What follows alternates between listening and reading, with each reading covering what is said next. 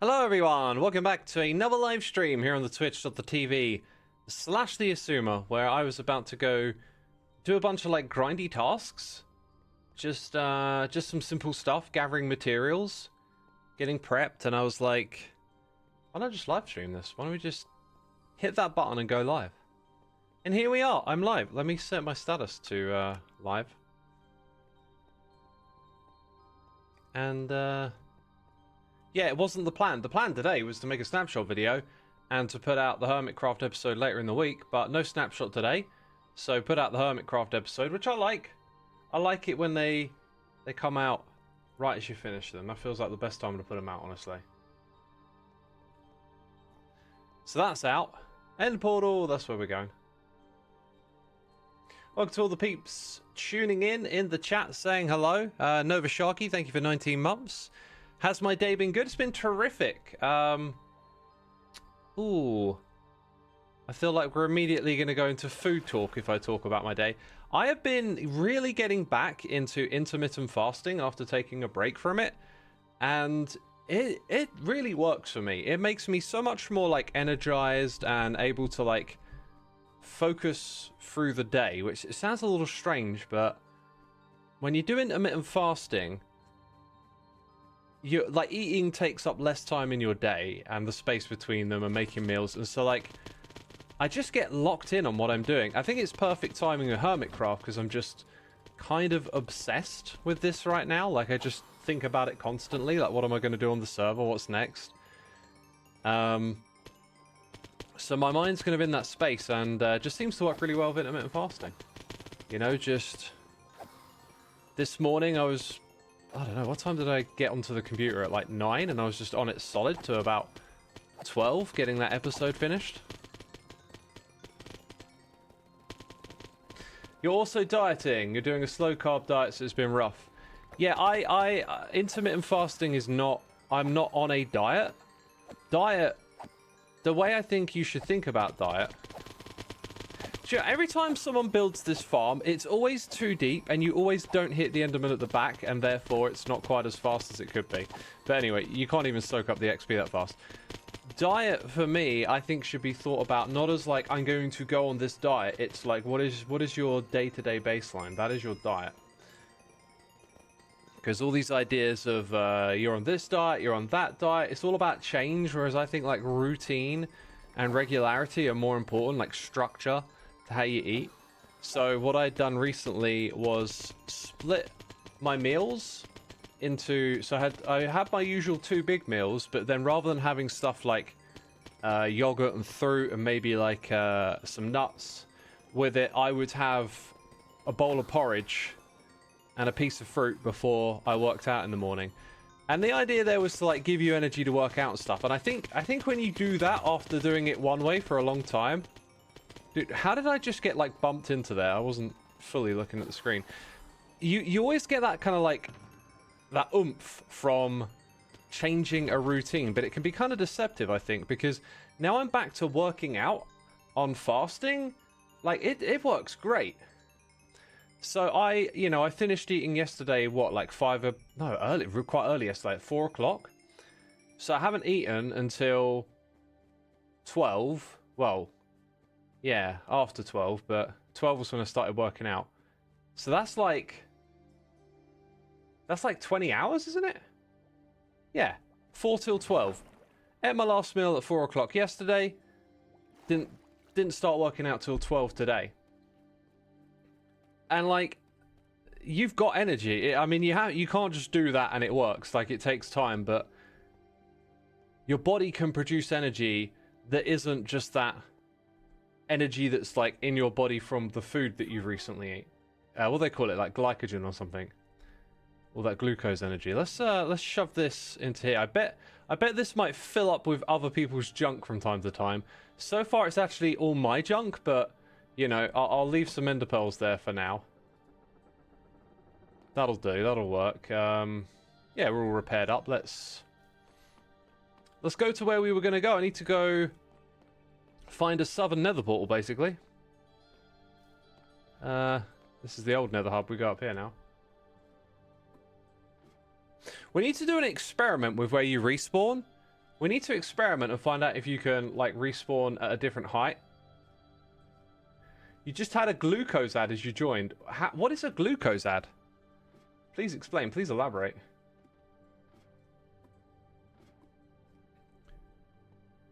Okay, so if I'm that way and that's north,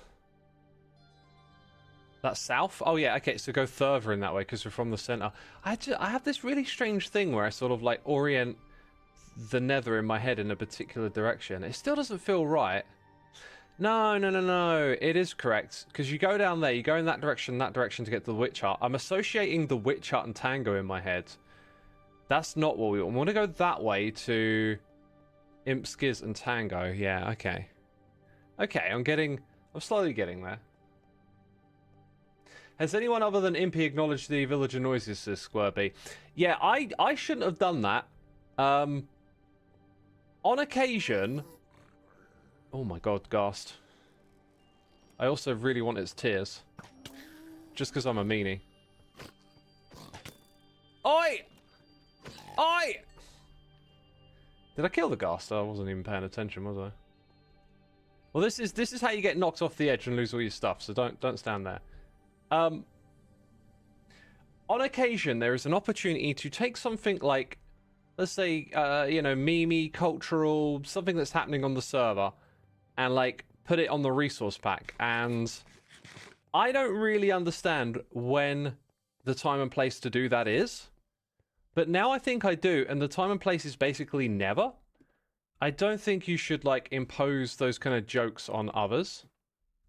So, being very caught up in the moment, if you're watching Mumbo's stream, me, Ren, and Mumbo are having a right old giggle. And then the idea to putting it on the resource pack comes up, and I just straight away, very impulsively, I'm like, I'm doing it, I'm sending it, this is funny, let's do it. And then I hear other people's opinions on it. I heard Tango's opinion on it, and I'm like, now I think I understand why. Like, in the past, it's always been, hey, I'll reach out to someone and be like, hey, there's this joke, you know, like, we could put it in the resource pack. And the answer's always like, nah, I don't think that'll work. And I'm like, okay, fair enough. I reach out because I don't really understand what that boundary is. Now that I've actually done something like that, immediately it becomes very clear why it's not. Lots of people interpret it in different ways. Some find it funny, some might not. You've sort of imposed something on them in a way. There are grey areas here, you know. You can sort of argue the same of stuff in the world that we create for one another being similar, but I don't want to like, I don't really want to mince anything up. I don't think I should have done that. I think it was the wrong call, and it's been taken off. I wasn't going to leave it on for that long anyway, I knew that, but I think I was having a chat with my dad about this the other day, okay? We were having a chat about it. Now, when we have a chat about this, he doesn't echo the same thing. Like, I think when he was growing up, his dad would tell him a lesson, my granddad, and he would learn from it. I did not. I always had that streak of, like, don't want to listen, want to do it my own way. And as I've gotten older, I've started to learn that, yeah, actually, you know, listen to advice from your family. For some reason, sometimes it's your family that you push back the hardest against, which is a really strange phenomena. So you listen to advice, and then you don't have to, you know, make the same mistakes that someone else does. But even now, I, like, really try and pay attention to advice and little lessons like that. I still seem to, like, there's quite a lot of stuff where I'm like, you know what, you're probably right, but I just can't be bothered. And then later on I learn, okay, now I understand, yeah, that's why, okay, I won't do that again. Like, I still seem to do that. It's really strange to me. It's really strange how, like, now I've acknowledged it, I still seem to have to go through stuff. So I imagine, like, most of us have, like, maybe, like, a spectrum of, like, how much you'll listen to someone else and how much you have to learn to yourself. I don't know if I'm, like, in the middle, but I definitely feel like I'm a little bit more on the you have to learn it yourself to understand spectrum, and I'm not massively keen on that. By the way, I'm out here to look for a lush cave biome, so if you see an azalea tree, give me a shout. Probably a good idea to get up high and look out across the landscape. Evening X and chat, literally gobbling up Hermitcraft content at the moment. There can never be enough. Awesome. Latest episode of Hermitcraft is out, just in case you're unaware. It's great. I love it. I feel like this is just such a good moment right now, and I want to stay in this space. For the longest time, I've been doing Hermitcraft episodes like, you know, do stuff. Oh, that interests me. Do this, do that. You know, make content. Bam, put out the video. Bam, another 20 minutes. Put out a video. This time, I'm like really trying to focus more on like the end result of a video, like taking an idea through its steps to its like best self, and like really making that like the whole video, the focal point of it. And I'm loving it. We're 3 episodes in, and I really feel like this is renewing my energy for stuff. So let's see if we can keep that going, because I'm loving it. Now, there's supposed to be lush caves around here, and I ain't finding them. I found some the other day when I went down here. Oh, that... you know, that's a good way to find them. Now, I could take the absolute spelunking risk. Oh, I should like... Yeah, no, I do have a bucket here. Here we go. I was going to say the risk of death and just like drop straight down, but we can make this a little friendlier. I am Modesty. Thank you ever so much for 28 months, my dude. Appreciate it. Ads made you miss the whole explanation about the village noises. Sure. I'll give you the brief summary. It weren't the right thing to do, and it reminds me of how with some stuff in life I seem to need to like make the mistake to then realize, that's why you don't do that. Because I have asked about doing I don't know, like hermit related jokes. What do we call them? Like memes, contextually relevant moments and things that happened. I've you know, talked about putting them into the resource pack before, and I usually reach out to someone and ask, and the answer is usually like, nah, that doesn't work, don't do that. Right? This time I did it in the spur of a moment without thinking of asking. Now I think I understand why, because it's very much you're imposing a joke on someone. And I said earlier, like, you can kind of make this argument that a lot of creating content on a communal server is imposing ideas on one another, and I don't want to act as if they're like equal. It's just an interesting way you can look at it. But with the resource pack, I think that's a boundary, right? That's a boundary where you have to be like, that's not the way to do it. So it's no longer in the resource pack. I took it off. I do think it's like, it's on the harmless spectrum, right? It's not really a terrible thing. But we did sort of impose a joke on other people, and it might not have been something they wanted to participate in. So, you know, kind of lesson learned. And as I was saying, I seem to like in life learn a lot by doing. Actually, that's something that I say about learning, not just like mistakes. I would say that I'm a learner by doing, so maybe that does apply to mistakes as well, unfortunately. There was something, I wanted to grab the stuff, I wanted the gold ore, Well, I'm like, oh, for goodness sake, you're gonna make my day bad. Oh, sorry, little fishies. There's a fine line difference between stuff, like a resource pack versus the horns. What's the difference? You're onto it. I guess the horns were discussed and less invasive. I can't remember if they were discussed or not, but that's what I'm getting at. It's like, you could argue that the horns are the same sort of thing, but the way I think you have to deal with stuff a lot of time in life is not so much act as if there's like a logical correct answer, but just kind of take the temperature of the room of people that you're working with, right? So I heard Tango explaining his thoughts on it, and that was very insightful. And I was like, yeah, I'm getting this now. I'm getting why you don't do this. You got to look at it from other people's perspectives, right? Because there's no point in saying, well, I think this is right, and imposing that on someone else. You got to sort of take the temperature of the room and what the vibe is among a group of people. You have control over horns, but not a resource pack to a point. Not really, because you can rock up and play the horns in front of anyone, right? Like, that was why that was brought up, because the horns have that similarity. Yeah, little fishies, I'm trying to get rid... Oh my god, they're going to call me a murderer now. A murderer of cute fish is what I've become. Can I use shears to get some drip leaf stuff? I think... Wait, let's just punch it. Yeah, I think... Does one of them require shears? I can't quite remember. That one don't.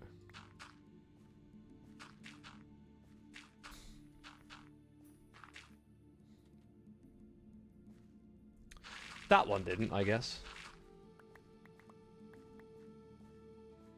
You beg for a second channel video on how you can live update the resource pack through GitHub, says Hubble. It's not the sort of thing that I would make a tutorial for, because although I understand how it's done, I wouldn't be able to do it myself. Some stuff goes from, like, you know, Minecraft tutorial where it's like, you know, get your villager, put it in a minecart, move it over here, do this thing. And then it goes to, like, you know, technical programming languages, WebSockets, and hooking up scripts and custom things where you're going to run into all sorts of edge cases. It's not a tutorial thing. Like, if you wanted to do it on a server and get it working, you kind of need the know-how where you would figure out how to do that yourself anyway, that sort of thing, right? Like, you probably need to be a programmer, you probably need a decent amount of server knowledge and whatnot, and like, if you have those things, then you can go out there and figure out how to do it. It's kind of like how I look at something like that. I wouldn't be able to offer you anything to get you closer to it, because yeah, I get that it's like this program and that program and there's a bunch of clever stuff going on, but like that's of no help for me to explain that to anyone. So that's why you won't see a tutorial from me. The small drip leaves require leaves. Do you mean shears? Do they require shears? Also, how much clay do I need? I don't know. Probably not this much right now. Actually, wait. Have I done something stupid? No, I haven't. Okay. What I've done... if you're listening to this, you're like, what is going on with X right now? Okay. What I have is I have a material in my head that I'm going to build with, and then I have a note to get clay.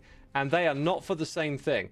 I need the clay for something else. And I kind of realized I probably don't need a crazy amount of clay. So I confused myself for a second there, because I was like, wait a minute, that thing that I need, that doesn't come from clay. What are you on about? It's like, oh yeah, no. We're over here because I made a note to get clay for something else. So we're good. We're good again. We're good. You gotta love this. You're like entering the mind of a madman. Just a chaos disorganization over here. How does this brain work? Let's study it. Let's try and figure it out. Another thing I need is this type of deep slate. I need to find out if any other hermit kind of has that. Like, if they're getting lots of it. We should take a trip back to Impulses and have a look there, because if they do, Impulse might be giving that away. I'm not sure that he'll have plans to use it. We've already gotten some cobble from Joe this season. Maybe some other hermits would be kind enough to help. I feel like this season could be kind of like a bit communist-y, not actual communism, you know, but like share and care and stuff.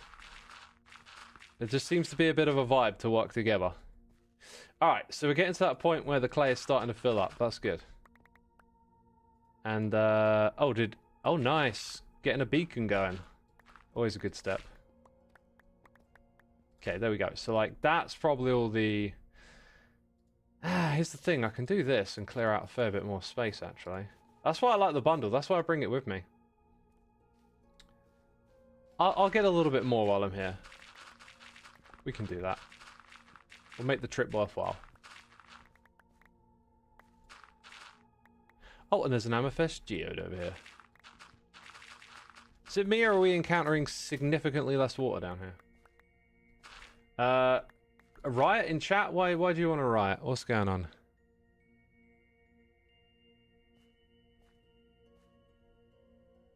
Communism like, says Lake and Lurker. Maybe communism like. Maybe communism like.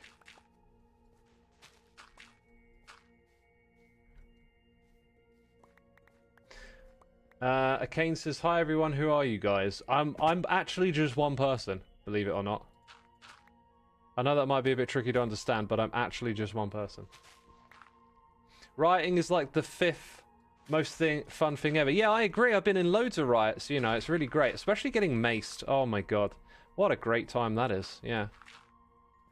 I've been technically in a riot, not a there's different types of riot. When I say I've been in, not as an active participant, mind you. Just want to say that. There were some years where there was trouble at download and a lot of chaos, and I was young and dumb and sort of out in the middle of it. Which might be true of like crowd psychology is interesting, and might be true of like a lot of riots. Like maybe it's actually just only a handful of people, and like other people tend to like stick around, but they're not really doing anything. Anyway, that's what I was doing, you know. I was just like watching the chaos unfold.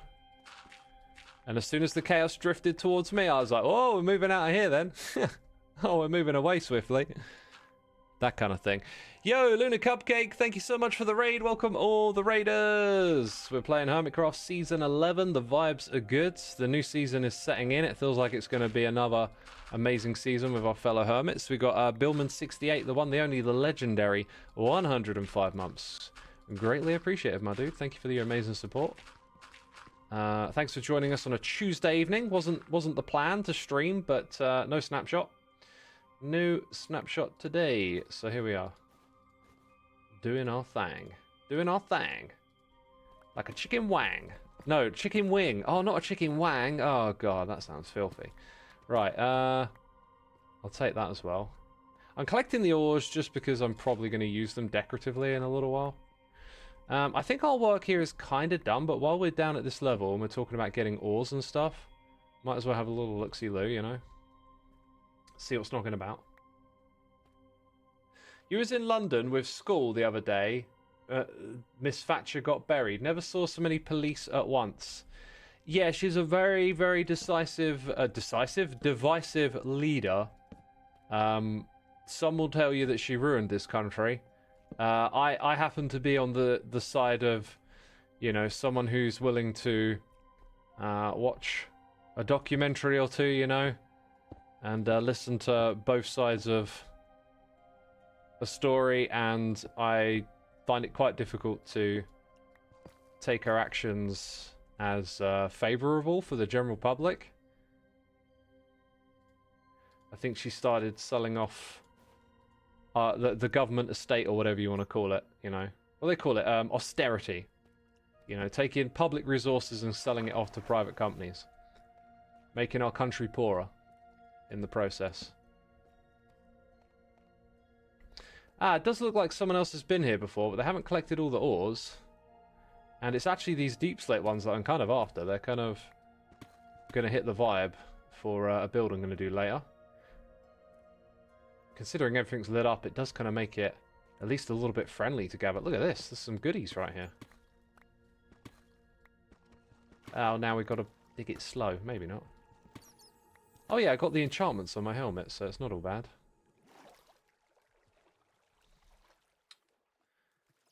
Is this what I want to be doing right now? I think this is a little bit of a distraction. I think it's going to be a bit more fun to do that when we need it. Little bit more fun. Yeah, let's bounce. There's creepers, there's zombies. It's going to go bad news before long. Silly says, should I sub? Dude, it's up to you. I always appreciate the support, but if money's tight and you can't afford it, don't even worry about it. Just have a good time here. That's all you need to do. That's the one thing. Forget subbing. If you're not having a good time, oh, I'm angry now. Oh, I'm angry with myself. Clearly, I'm not doing a good enough job here. Come on now. I kind of don't need the stone ores, and I'm seeing all this iron ore, and it's like, yeah, you know, well, I don't actually need that. Not aesthetically. What's the plan for today's stream? Just kind of working on the outside area. We'll go look at the chicken farm. That's probably broken again. I'll show you in action, show you maybe diagnosing it a little bit. We'll work on the outside area. So yeah, just getting prepped for some building. Oh, we could even do a little bit of the building, actually. You might enjoy it because it is the entrance area. And I've tried to avoid doing that thing that I think is very easy for us YouTubers to do, where you sort of like show or explain all your plans, and you end up just standing around like explaining. I don't want to do that. I want to show, right, more than tell. So I've been chipping away at this little build around the outside, like the entrance, and it's part of something much bigger. And I just want to keep like chipping away at it so you keep seeing it, but maybe not explain the whole thing. You just saw the video on the chicken farm, was thinking the copper golem up and down holds like little Mario tubes. Yeah, little Mario tubes. You could probably make with some green blocks, a Mario-looking tube and have your copper golem jump in and out of it, you know. You actually don't know enough about British politics, but it was impressive to see a parade in a monarchy and the different approach to statehood. With a lot of show, uniforms and parades and stuff. Yeah, I don't think that stuff has to be political somehow. I mean, anything can be political if you want it to be. It's like, what do they call it? Pageantry? Like, there's a lot of traditional pageantry. I'm personally, like, not into it. And on one hand, I think sometimes it feels like it's a little bit wasteful. On the other hand, like, a lot of people do like it. Like, you know when you don't like something, it doesn't mean you have to impose that on other people. And with pageantry and stuff, like, I'm not into it, but, like, some people really are, and it serves a purpose for them. So that makes it, like, a little... You know, should we have this thing? Should we not?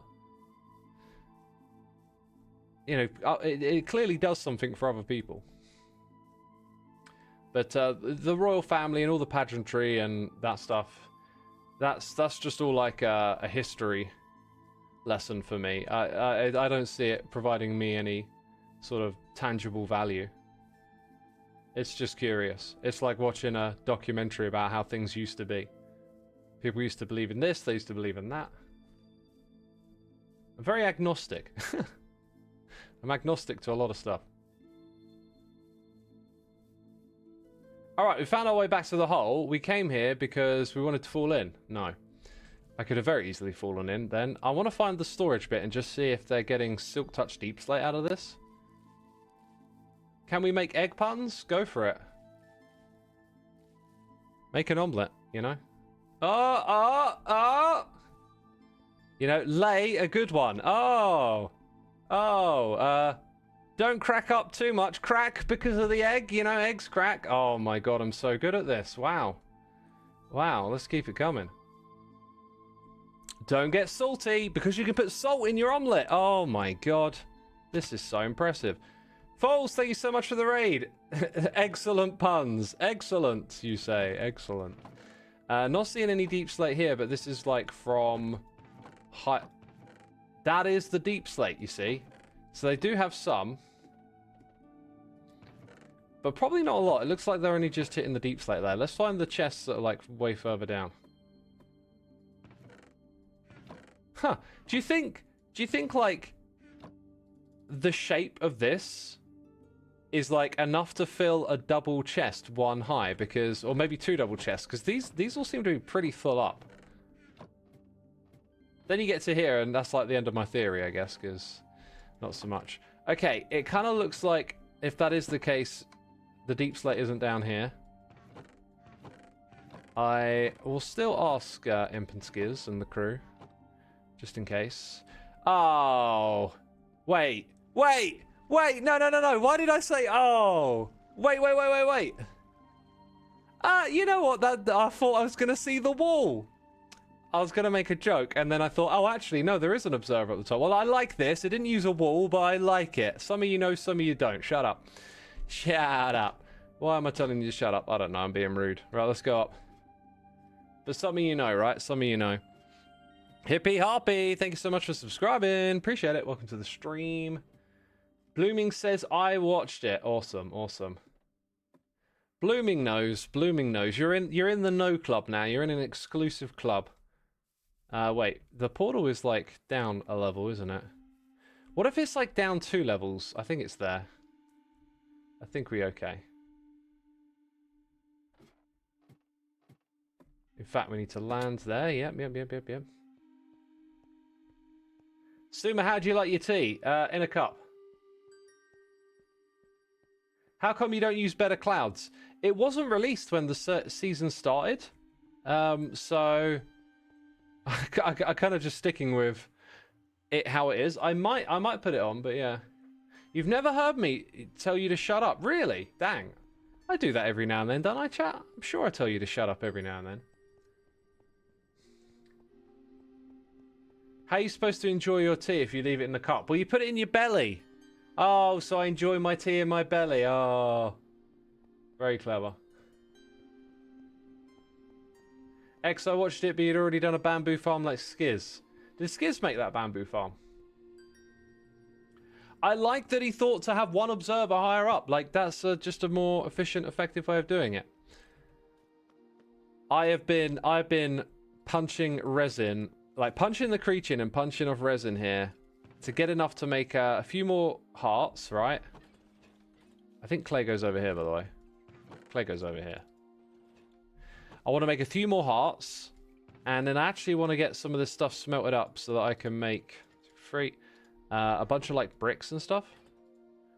And that is a bunch of movement on the other screen. It's Erin Dyer coming in with a gifted subs. Thank you so much, my dude. Appreciate it. Rontondu. By order of the Queen, Winter is Breeze, Neon Tears, and DJ Kate. Y'all been gifted subs, be sure to say thanks in the chat. It's for Sassy X. Don't encourage Sassy X. If I'm in a sassy mood, you don't know what you're going to get. Do we have these ores already lined up over here? I like setting these filters up. I don't know why, actually. It shouldn't be fun, but for some reason it is. I feel like that shouldn't be fun. I feel like I'm a Minecraft nerd now. Imagine that. Playing this game for this long and then realizing you're a Minecraft nerd. Okay, apparently never put lapis in here. That means, I think most of those blocks, with the exception of the drip leaf stuff. Now, this one's eventually going to, like, fill up too much. I don't know when we'll hit that, but we'll probably reorder some stuff when we do. So, I can kind of see what we need to and not put into here. It's boom, boom.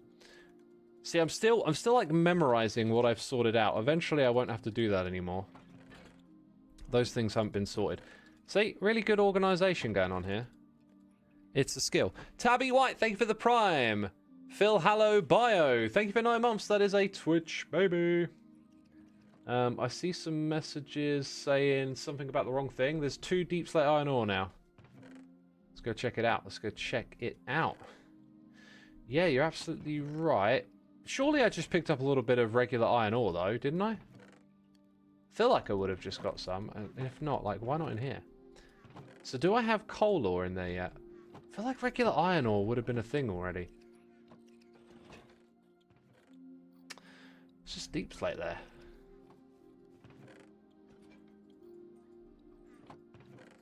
Take out this stone. Huh. So what you got to do is yoink that and then put that there. And coal ore is in there. Big fan of the videos, first time in the stream. Winters, welcome to the stream. Thanks for coming by. Phil, thank you for the Twitch baby, by the way. Appreciate it. Did the golem pick it up? It might have done already if there were some. If there is, don't worry. They'll end up over the back here and I can filter them out. Yeah. This is great, by the way. Okay, let's talk about what we've done so far this season with the copper golems. How does that sound? Let's do a little recap. Let's do like an update. Okay, we got almost... We're approaching 2,000 peeps. Y'all need to be indoctrinated. Indoctrinated, I say, into the ways of the copper golem. Canool, thank you ever so much for subscribing, dude. Appreciate it. Thank you. Do we have a hype train going? I see a hype train in chat. I told ya, I can't see it. Y'all have to tell me. Let's eat food. Let's eat the steak. You know, we'll save the steak for an adventure. Roast chicken is my base food. Level 3. Please tell me in the other chat so we can get the hype train rolling. You know, I want you to see these beautiful animations. We've got to add the copper golem to it at some point. All right, so you know, status update on this thing. We had some funkiness early on with the copper golems like disappearing. That's completely gone. This has been working for a long time. The storage system, works superbly. I have a feeling, though, this guy doesn't have copper. Yeah, you have a rose because... Is that guy looking at the copper? I feel like that guy was looking at the copper golem, you know? Don't... No! You're making this awkward, buddy. You're making this awkward. Goodness me. Goodness me. Storm Sugar Air, thank you so much for 9 months. We've got another Twitch baby. Appreciate it. Thank you, thank you. Softy Robin, thank you for the raid. Becca coming in with gift subs to Josh Pacifish. Love that name. Morrigan, Eric Chieftain, Mandana Beans, Power Boz gifting subs to Ralston and Lemon Cuff. Thank you so much, peeps. Appreciate the support. Oh, apparently the hype train actually just started at level 3. Interesting. Interesting. I didn't know it could do that. Finally! Let's watch it disappear. Now! Oh. Immaculate timing. Right, let's go change this guy's item over. I guess I can put it in there now and just yoink the poppy when it comes through. Yoink. Wow, that guy gets back right in time. Right on time. Okay, now, every time I come back to this thing, if I've been in the area, it keeps working. If I haven't, sometimes it's not. This looks good. This looks good. Yes, you are fishing out items. Now, the way that I check to see if everything is good... Oh, that's it. No, actually, that's just the timing. That's just the timing. This thing's closed, right? Yep, that's closed. This one is now open. So you look at what block is above it. Ah! Let's see what happens here, then. That closes. That stayed open. How did that one get open? How does that one get open? Oh, of course. This might be why I've been having pathfinding issues. I've redone this redstone a couple of times. And I've actually made the same... I thought I had eliminated a mistake, and I haven't. I haven't eliminated the mistake. The mistake is that this back powers that way. Interestingly, though, it doesn't break this. It just means that's open while the guy's down below. That actually might be a good thing, because it does this weird thing where it gets distracted. And it hasn't done that in a while.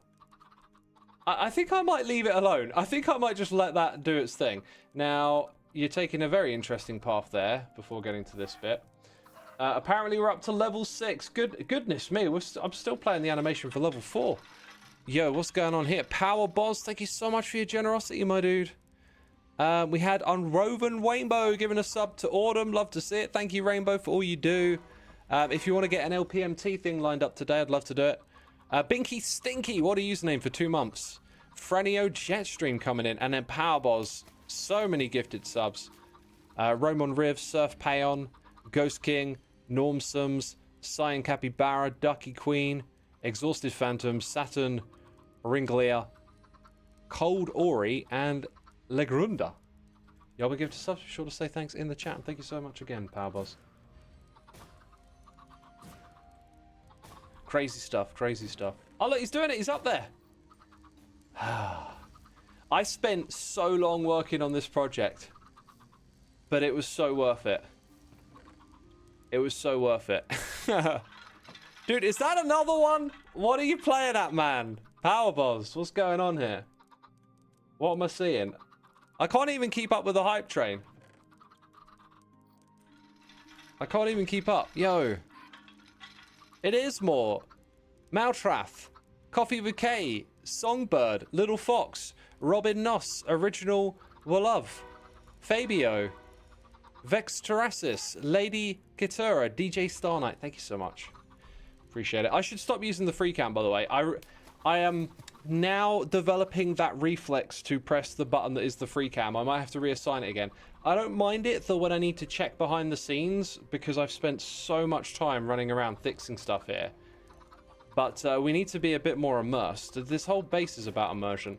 This is what concerns me. The guy comes down. Okay, I'm gonna free cam it again because is there actually like? There isn't. Look, see nothing. Ah, that happens because of the timer that does that one. So I've correctly diagnosed that piece of redstone. The thing is, the guy seems to stick around here for a while before noticing this, which kind of annoys me. And unless that's active, we can't look in there. So let's wait for it to come around again. Let's wait for it to come around. You think Xisuma is the favorite in the chain? Doesn't Xisuma shake his bum? At this rate, we need to call Puka to draw up new carriages. True. We have 8 levels of the hype train. I don't think we've gone as far as level 7 before. We're on 6. 8. I don't think 8 has been seen. And sounds like we might have to make a level 9 if the Puka's up for it. DJ Star Knight, love to see it, saying thanks for the sub. That's awesome.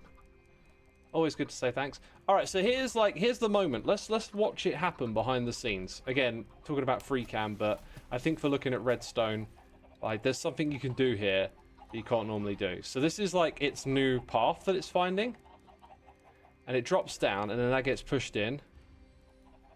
Takes a moment because the guy's swimming in the water. There we go. And now the timer gets activated for this thing. So immediately opens. This time, though, are you going straight towards it? You're not. You're not going straight towards it. Also, why is that not stacked up? I'm not sure. Lots of food. Lots of food. I like it. Eventually, yeah, look, just standing around. Just not pathfinding to it. This is... an annoying development. I don't know what to make of that. I really don't, because it did seem to be okay. It did seem to be okay earlier. Now I added more time. Oh. The timer went out and then it looks at this one. Maybe if we do that, it might have a better time spotting it or something. Yo, Frustrated Fish, thank you for subscribing, my dude. Appreciate it. We got, oh my god, we got loads of stuff going on. Goodness me. Goodness me. I can't keep up. Spooky Dokie, 92 mums, thank you so much. Erin Dyer with more gifted subs to Hey Caesar Screen Toes, Weed Hippie, Zero.zip, Smilium19, Protonis. Baylord Bloodmead, thank you so much for subscribing. Let's get a nice old view of this place. Decana Heaven coming in with gifted subs to Tracing13, Padfoot, Urikaya, The Child Ekio, Frogman88, Upple Hummel gifting a sub to a man 189, Sano Scarver gifting subs to Bino Blue, I Eat Cardboard Lol, Matt 2003, Jack Sucks at Games, and Nap. Goodness me, I think we hit level 8 for the first time. I've got to watch it. I've got to watch the hype train myself. Because, you know, when did I last see number 8? Yo, Squishy Starfishy, thank you for the cheers and biddies, my dude. Appreciate the support. Insane stuff, people, insane stuff. Look, why this? Why now? Why are you like this, man? Like, it's there. Look at it. You can access that. Okay, you got to it a little quicker this... Wait, can you? Did it just pop back out? It just popped back out. So, you know, I have to extend the time at the back there, which is not actually what I want to do, but I think I'm going to go do that again. It's always a close call, and then I go and extend it, and then its pathfinding seems to get messed up again. Whatever, though. So, I think 1, 2, 3, 4... Let's add 6. Let's round it up to 50. Yo, Elias Spezai, thank you so much for gifting a sub to Canacine and Bashley and Kerib Oo. Thank you for subscribing. Peeps, your support is amazing. Always appreciated. Wimsella, thank you for the prime. Wait, why not start the cooker once he goes back upstairs? Don't know what that means. Try and explain more, because I didn't get it. I want to watch the hype train. I have to go click a button. There it is. All right, let's see it. Let's see it. I ain't seen it in a hot minute. Hype. Hype. Yo, I just, no, I can't tell you. I just had the idea for level 9. It just came to me. I just saw it. It was like, that's what you do for level 9. Let me make a note. Let me make a note. I have my hands on my head. Don't know why I felt the need to tell you that.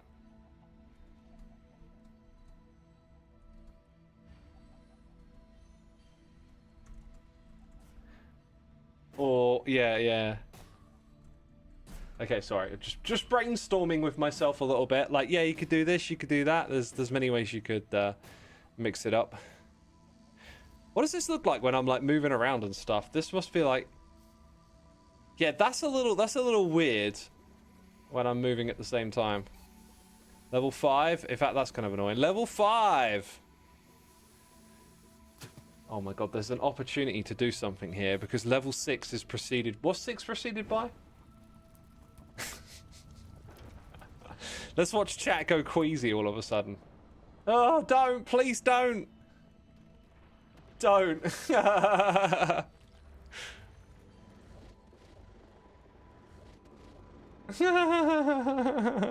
Chat's the... Oh, there it is. Look. Oh, playing the Uno reverse card on ya. Oh, they're doing the off. They're doing... The guy fell off the edge.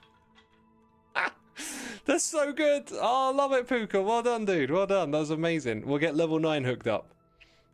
And since y'all have been so generous and amazing here today, I'll play it in the next stream. I'll possibly play it at the beginning so you can catch it on the old Xisuma 2 channel. Yeah, where I put the VODs, right? You can go check it. Oh, wait, slow down, chat. Slow down. Erin Dyer with another one to Segi Plays. We've got Is Danny 03 here for 36 months. Amazing. Cal Something. Thank you for gifting subs too. Dr. Hugs and Kisses to Storm 72, Plaximus, Treeleaf, Draps 89, Benno B1, Katie Durin, Kakin, Ossetti Verse, and Nima. Appreciate it. Thank you. So the other thing I need to tell you, anyone who gets gifted a sub, every type of subscription here gets you access to our... sorry, I'm struggling for words all of a sudden. Because it's happening again. Dot 752, Cube of War, Hank Med, Brink of Destruction, Sean, P 2001, Cow Something again, gifting the subs. If you hear your name, say thanks in the chat. Erin Dyer, to Shanty Pioneer, Jester Pickle, John 5K, Codeneer, Mini J82, and Snooper Drooper. Thank you for subscribing with the Amazon Prime. Yeah, any type of subscription, gifted, Prime, or regular, you can join our community. That is a Discord server. That is a Minecraft server. If you ask in the chat, the mods will help you do that. You have to go to our website to hook the things together, but then you get access. You might find an amazing community. There's a tight group of people here, and I'm sure they'd love to have you come join in the fun that they're having all the time. Wow. Okay, so I got like multiple things on the brain now. Too late too. Thank you for the Prime, man. Appreciate it. Let's also play another animation. I feel like I'll just play a couple more for the fun of it because we love Puka's animations, right? Yeah, so what can I do while I talk? Right, it's talkie time. I know what to do. I instinctively know what to do. It involves dirt. We're going to do dirt next. We're going to do grass and dirt, but mostly dirt. Yeah, that'll do. Probably more than that. So I'll take some grass.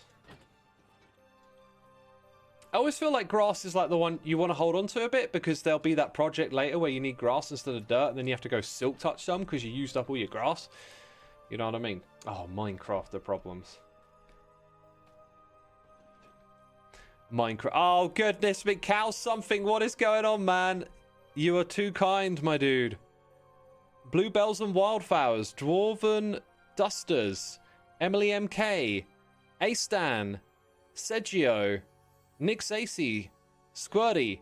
Phoenix Pirate. O Mapper. And Nickins. Y'all been gifted subs. Be sure to say thanks in the chat.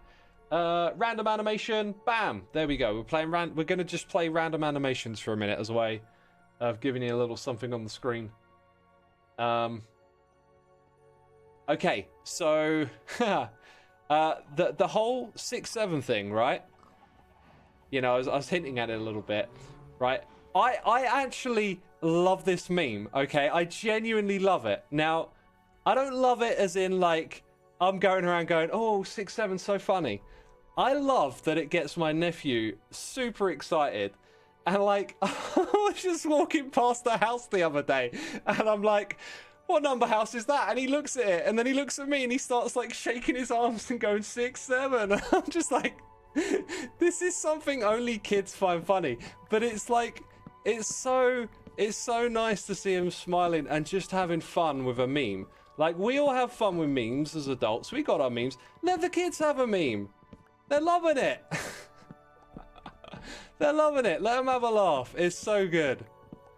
And I'd just occasionally just find a way to be like, I don't know, some dumb ones like, what numbers come after 5? Or like you see it on a license plate. You just point at the license plate, and then they get all excited. Oh, 6-7. They start doing the little shaking of the hats.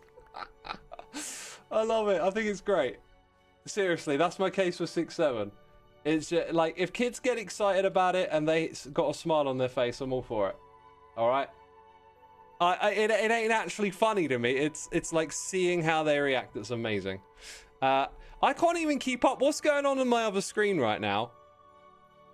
Where are we at? Santa of Scarva gifting subs to Nivinog, Zapsness, Stuck on Mars, Alquist, Seosa606, Thiggery, Pom Twitch name, Chomkey, Greffin, Kooky Fruity. I feel like the more of these names I read out, like my brain processing power like slows down or something.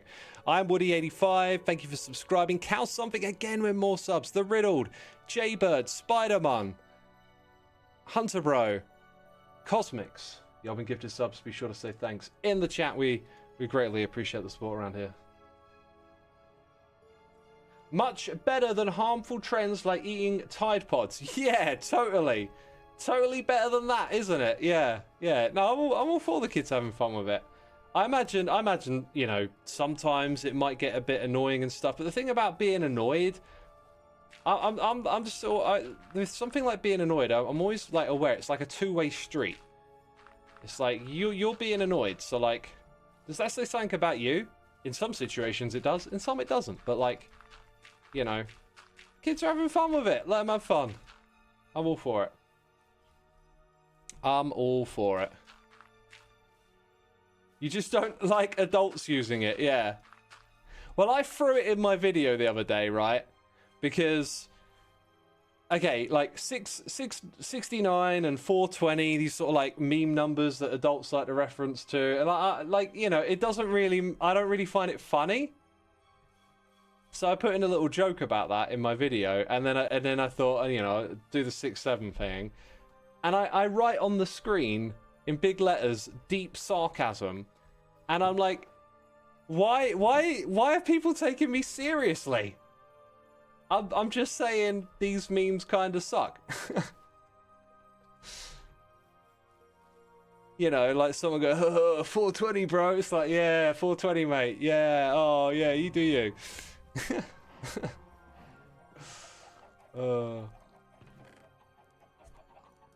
Right, what did I come over here for? Torches. I can make them. Bam! I already had some. Already had some. Fair enough. You want to troll your nephews with a 6-7, but you cannot, for the life of you, do the gesture to it. the gesture's the best bit. It's so weird. And like, why do they like it so much? Why is this a thing?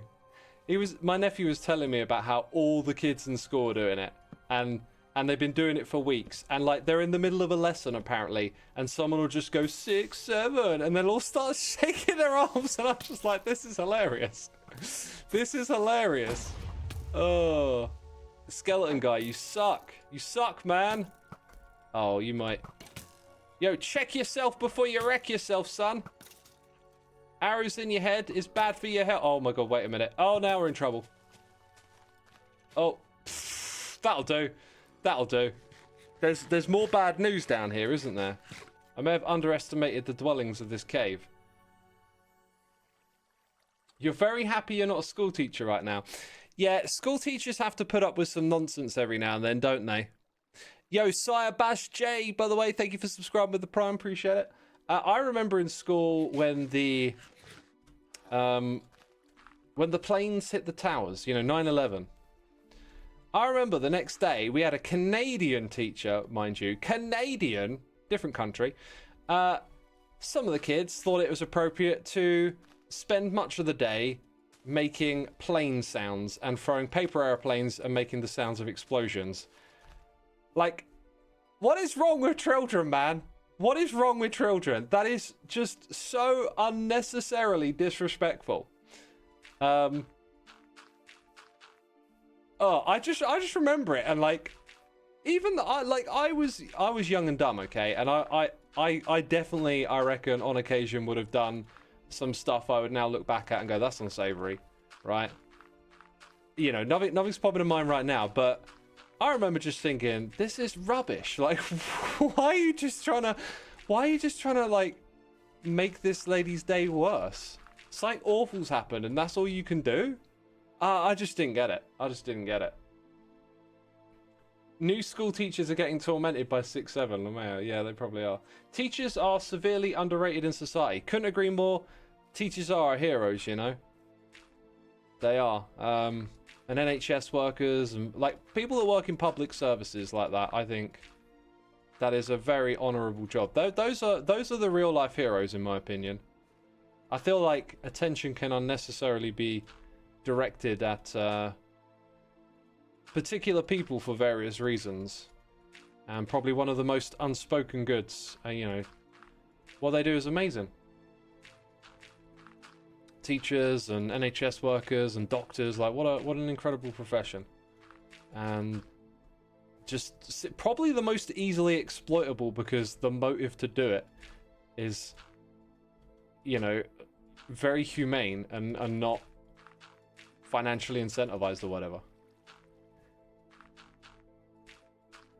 They're underpaid in your country too. I think they're underpaid everywhere. It's kind of like the housing crisis. People always think it's just in their country. It's not, it's everywhere.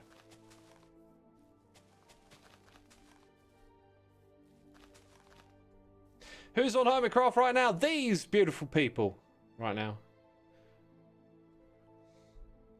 Right now. Right now. The NHS is so underfunded. My uncle should make 5 times more than he's paid. It's so sad. It is sad, yeah. It is sad. I don't know how to fix it, though. I don't know how to fix it.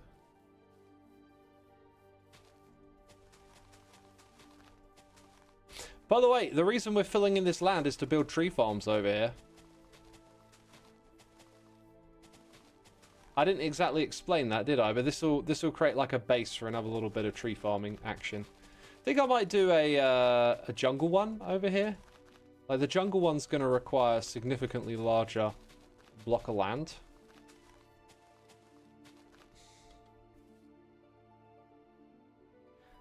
What is the NHS in Britain here? Is the National Honours Society for students in high school. The NHS is your National Health Service. So if you're in America, you have like hospitals are like private and you have to pay to go in them and stuff. Over here in the UK, it's funded by your taxes, so you don't. I mean, you do pay for bits here and there, but like, you know, if you hurt yourself and you need to go to the emergency room, they don't ask for your credit card. You go in there and you get treated. And whatever you think of that, like as someone who's lived and experienced it, it is. I just cannot imagine doing it the other way. Like how could, you know, like just to have that added stress. It just seems like such a decent good we can all agree on. We all chip in and we all don't have to worry about, you know, that day when something awful happens. Like having that extra thing on your mind of money. And unfortunately, you know, it used to be The NHS used to be amazing, and then over time, it's sort of been gutted and sold off to private enterprise. And so now it's in pretty ropey shape, and that makes it an easy target to say it doesn't work, which is frustrating. I think it, you know, it definitely can work. But yeah, my experiences with the NHS in recent years have been pretty poor because of how underfunded it is. You know, just constantly on wait lists and struggling. But when you have an emergency, though, you know, I've had 1 or 2 emergencies for myself, for other people in recent years. I got bit by a dog before I went to New York, so I had to go get a shot. The lady mistook me for a teenager. She thought I was 16 years old or something. Couldn't believe it. She was all like, well, you're good because you've had your shots recently. And then she went, oh my God, I've just looked at your file. The NHS is amazing for emergencies, says Rebecca. Yeah, still good on the old emergencies, it would seem. I mean, like I said, not just for me, I had to help my granddad a lot when, like a summer or 2 ago when my parents were away. I was just, oh my God, it was crazy. I was like, every day I was like cycling around town, just getting stuff sorted for him while he was sort of in and out of hospital and homes. And oh, it was a wild time. It's a scary thing, like looking after for someone when they're in a way, you know, like in a bad way. But I got to see the NHS in action, you know, when it works, and there's like a big peace of mind there when they've got the care they actually need, you know. All right, so I said jungle. I think next we'll do jungle. We'll set up one for jungle. Jungle's gonna have like a bit of a big footprint here because it's a bit of a bigger tree, I guess. Let's shape this up a tiny bit to our favor.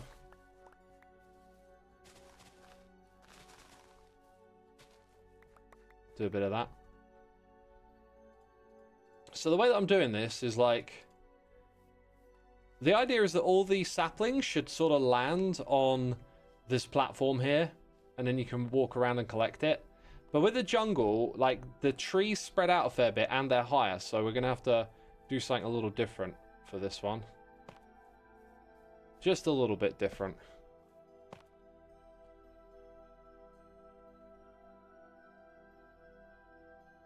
Dental isn't included on the NHS. We have to pay for that. That's true. Yeah, that's true.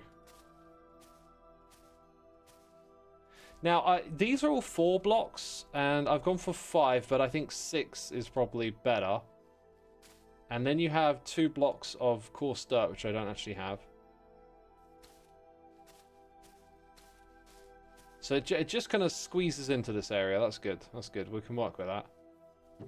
Where's my coarse dirt at? Take that as well.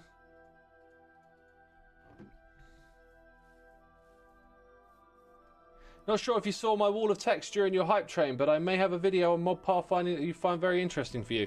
Best way to get it to me is to tweet it at me, my dude. I know quite a bit about mod pathfinding, mainly from watching like YouTube videos, but there's some stuff that's like been in the game for a long time. And I was watching this video recently where it's like,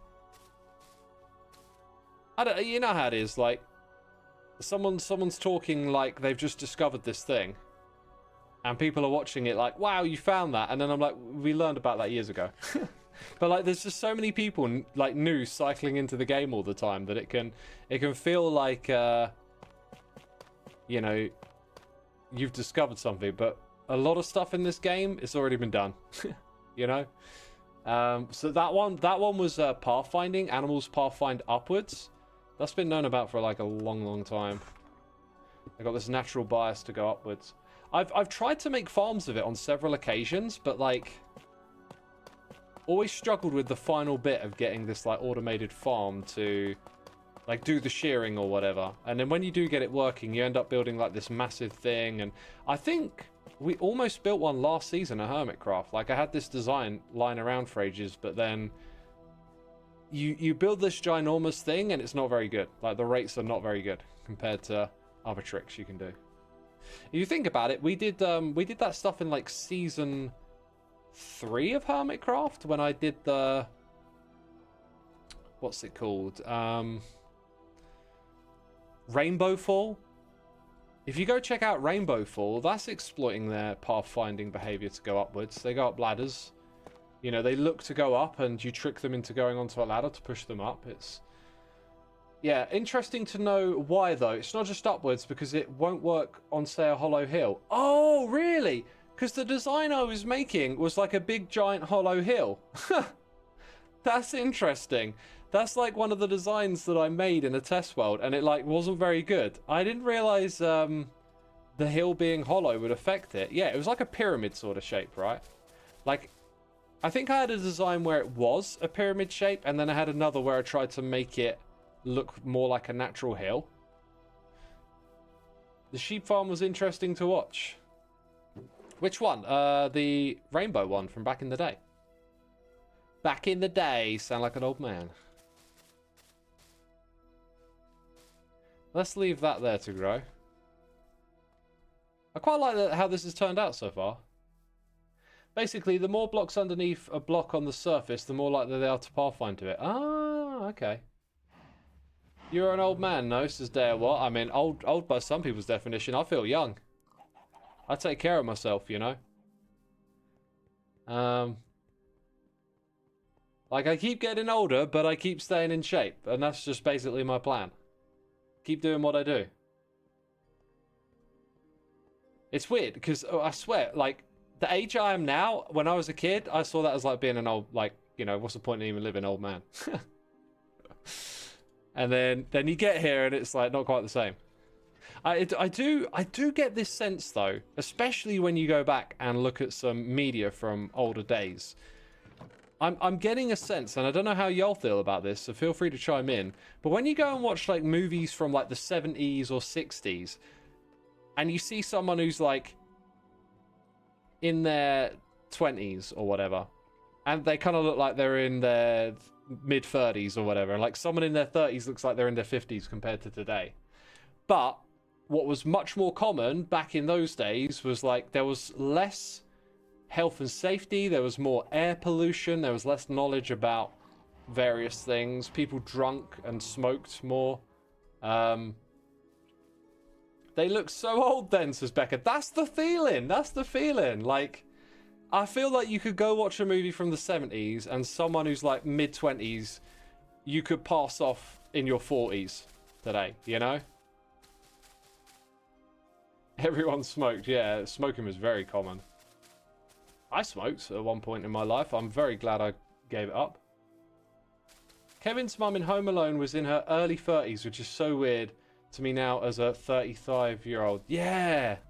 Yeah, I know that kind of feeling when you watch stuff and you start to think about age and like, oh, this person was only this old then.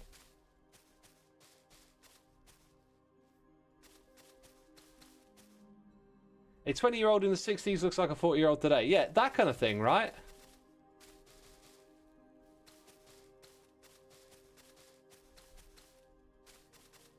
Imagine being 30 and having the McAllister house. Wow, yeah. I mean, some people own houses like that. Okay, so part of me is saying, let's sleep in the bed. Let's think about what we're going to do next. Part of me is saying to go get more pale oak. But actually, no, let's not. Like, we grinded out some clay. We added a little bit more with the tree farming area. There's definitely room for more out here. But I want to kind of keep chipping away at various things. There was a reason I went and got some oak logs. What I want to work on is the underside of that area over there, and that requires some tough blocks, which I may need to go mine up some tough then, because I just, you know, dumped a bunch in here for this project. We'll leave that there. Let's go see how much tough we got. Maybe we get a little bit of tough, start working on this thing over there. There's a couple other materials I've got to prep as well for that. You often see the age thing in the tragic sight when you hear about accidents and then people who get hurt get younger and younger than me. Not 100% sure what you're saying, but like you reminded me of something I do. I have this thing where if I hear about a death and it's someone that's older than me, like a celebrity, and then all of a sudden, like the second I hear the age they died at, my brain says, that's your number, right? But then I've surpassed, you know, that many times, right? It's just a weird little like fear, I don't know, fear of death thing that I do. I don't actually feel that, like, genuinely don't feel that fearful of death.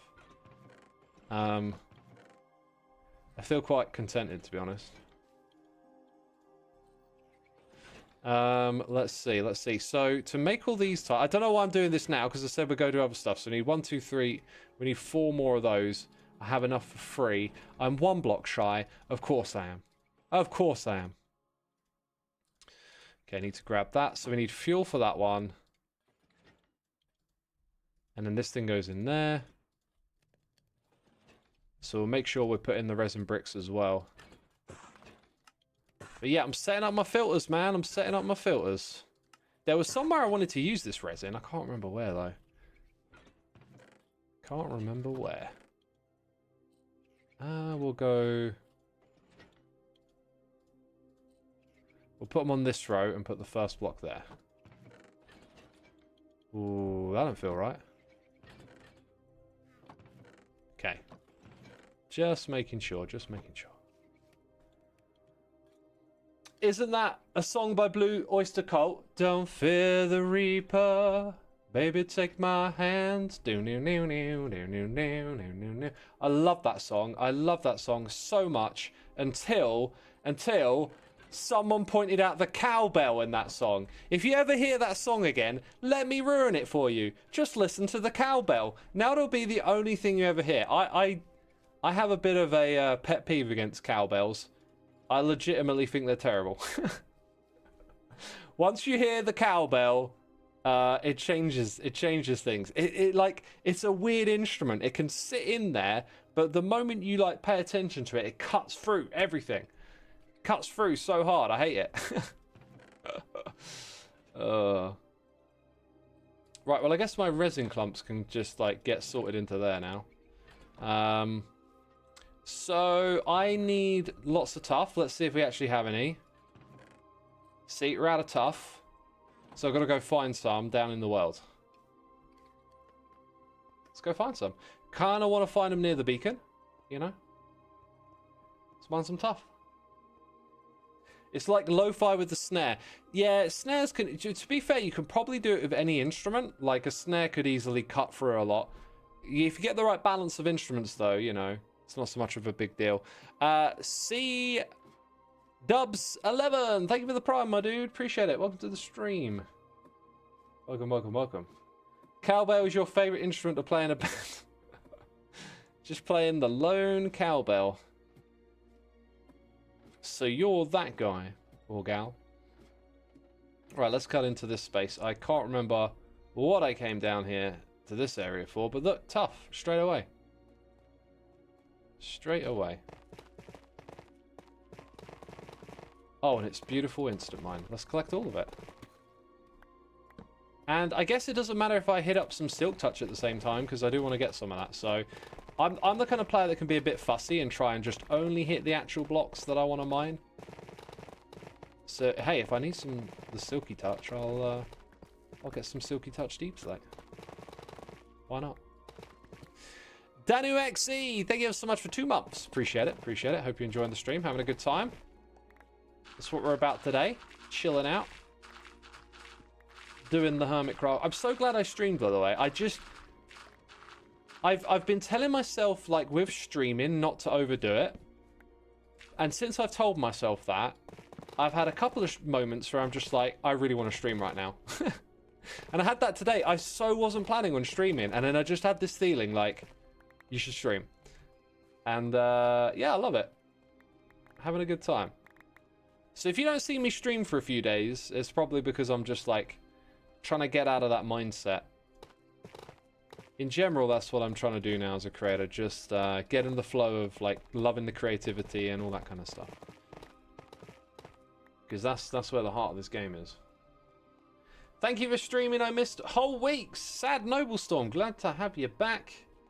We've only done a handful of streams on this season of Hermitcraft so far. I think this is stream number 4.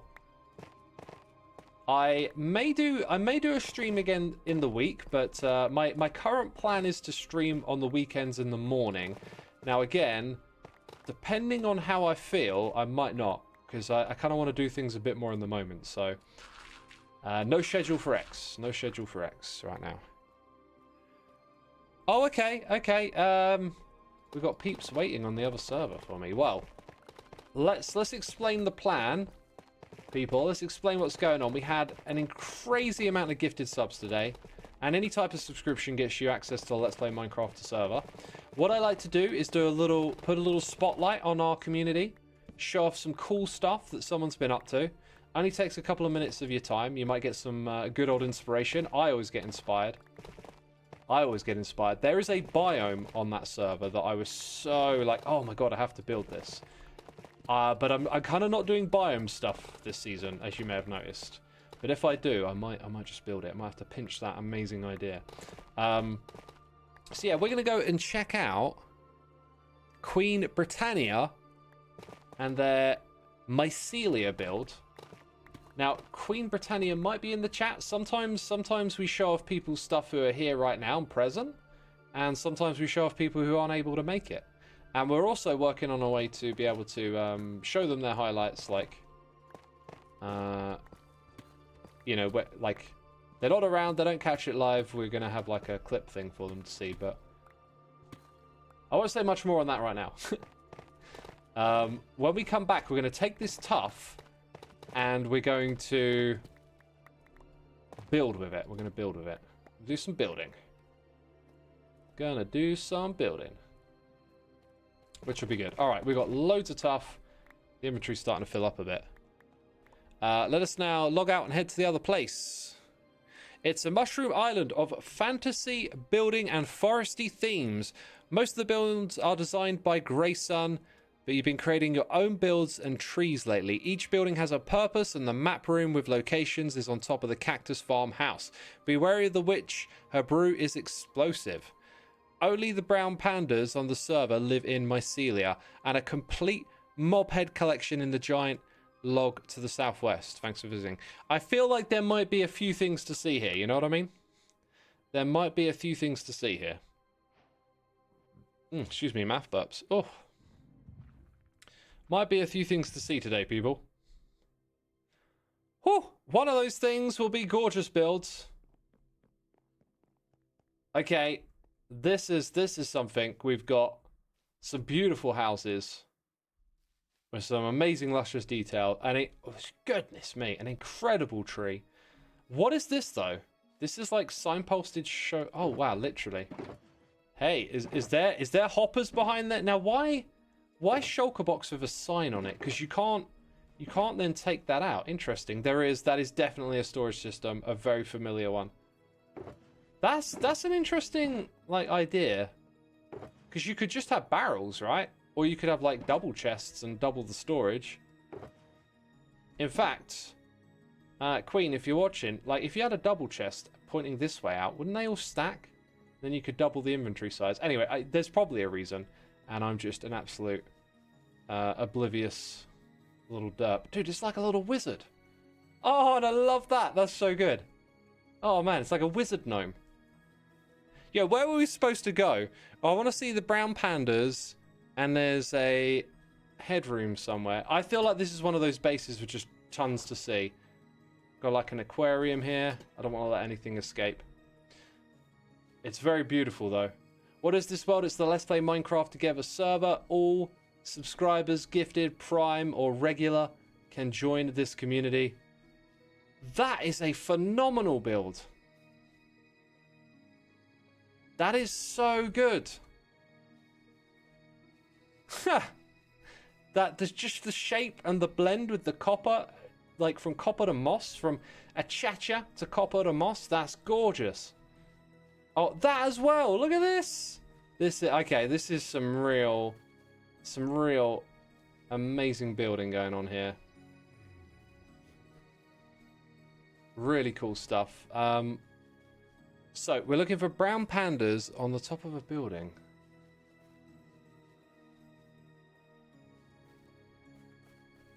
Not sure where it is. This is really something here. I might have to take a note from this build, because I want to do something quite similar with like grey or light grey glass, and then spruce or dark oak, and create pretty much like a very similar structure to this. There's a place on the server I want to do it. I will have to remember this spot and come back, because there are so many good ideas in this build. Just the lecterns and the barrels, the floor, everything's done so well. This is a beautiful spot. There's not a pale oak, those are custom trees. Oh my god, there's so much good stuff! There's so much good stuff, people! I'm loving it everywhere I go. Look at that! You know, oh, this is really nice. There's this effect in this game where I feel like when you build something yourself, in your mind, it's never the same as seeing what someone else has built, right? There's a power to see it. I feel like if I tried to build something like this, I'd hate it. But when I see this and someone else has built it, like, I just love it. It looks gorgeous.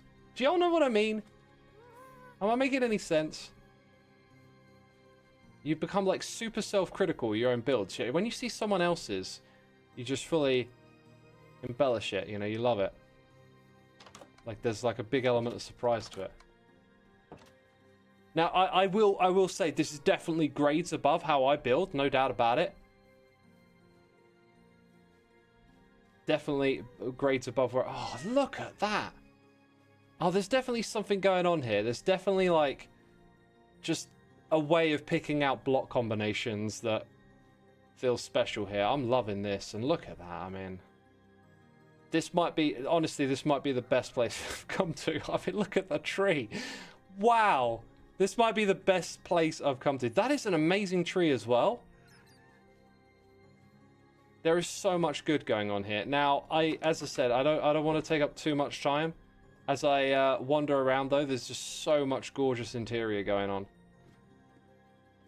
So much gorgeous interior. What I would like to see with builds like this is how much time and effort goes into building it, because I feel like I'm constantly in a battle with the inventory, and when you want to go do something like this, it just, any little bit of inspiration you have, you then sort of go around fumbling through inventories looking for items, and it slows that whole process down. Is this the cactus farm? Like a bit of cactus here?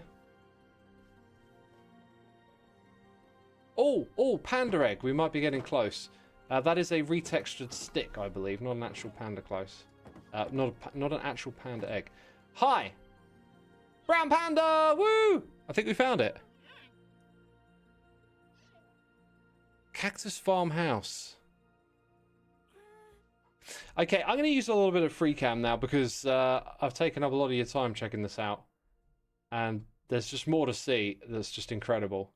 All over the place. I kind of want to like sneak underground because there's mention of stuff being underground with the brown pandas, but not a crazy amount of like hidden away areas underground. This is a great way to spot something you might have missed, though. Yeah, it really feels like much of this is above ground, so there's supposed to be something above a cactus farm. Maybe it's inside one of these buildings. Here's the map room. Oh, that's cool. Labeling all of your builds. Okay, so we should see the Wicked Witch is down here. Cactus is just there. I can, oh my god. Cactus. I can kind of get my bearings by going to the Swamp Nook. So, Swamp Nook's there. Cactus Farm should be one of these buildings. Somewhere around here. That might be it. Skelly Farm? I don't know where it is. I don't know where it is. Oh well, I think we need to wrap it there and get back on the Hermitcraft server. Queen Britannia, your base is absolutely amazing. Easy 10 out of 10. Easy 10 out of 10. Honestly, just some phenomenal building wherever we go. Now, I am not on a level to give feedback, but I was watching a video earlier today where someone was sort of like analyzing how BOO builds and talking about composition and like having close-up, distance in your builds using fog, putting like, I think something that you could take into account with what you're doing here that I think would actually take you to another level is to look into this idea of composition, spacing things out more, having things in the background, making use of space. Because these buildings are gorgeous, but they're all sort of like crammed together. And so like maybe learning like these ideas about spacing builds out and stuff could really like elevate what's going on here. It's already incredible. I thought I'd mention that because it's a really interesting idea, and you've got some just brilliant builds going on, but there's like a lot happening in one space. Oh, I'm banging my microphone now. So anyway, I hope that gives you some ideas, and thanks for the tour. This is such a cool place to visit. Like, I'm already drowning in inspiration this season. It's like, you got all this inspiration, what are you going to do with it? Is it a survival server? It is, yes, it is, it is. Dang. Ginger the Lily, thank you for 7 months of support. Appreciate you subscribing. Rainbow, timestamp it. 125. Just drop it in the chat. I'll grab it later. I mean, you know, I'm being lazy. I can just type that myself on my notepad. 125, done. The house with the copper parts for the ceiling is amazing. Yeah, it really was. It really was.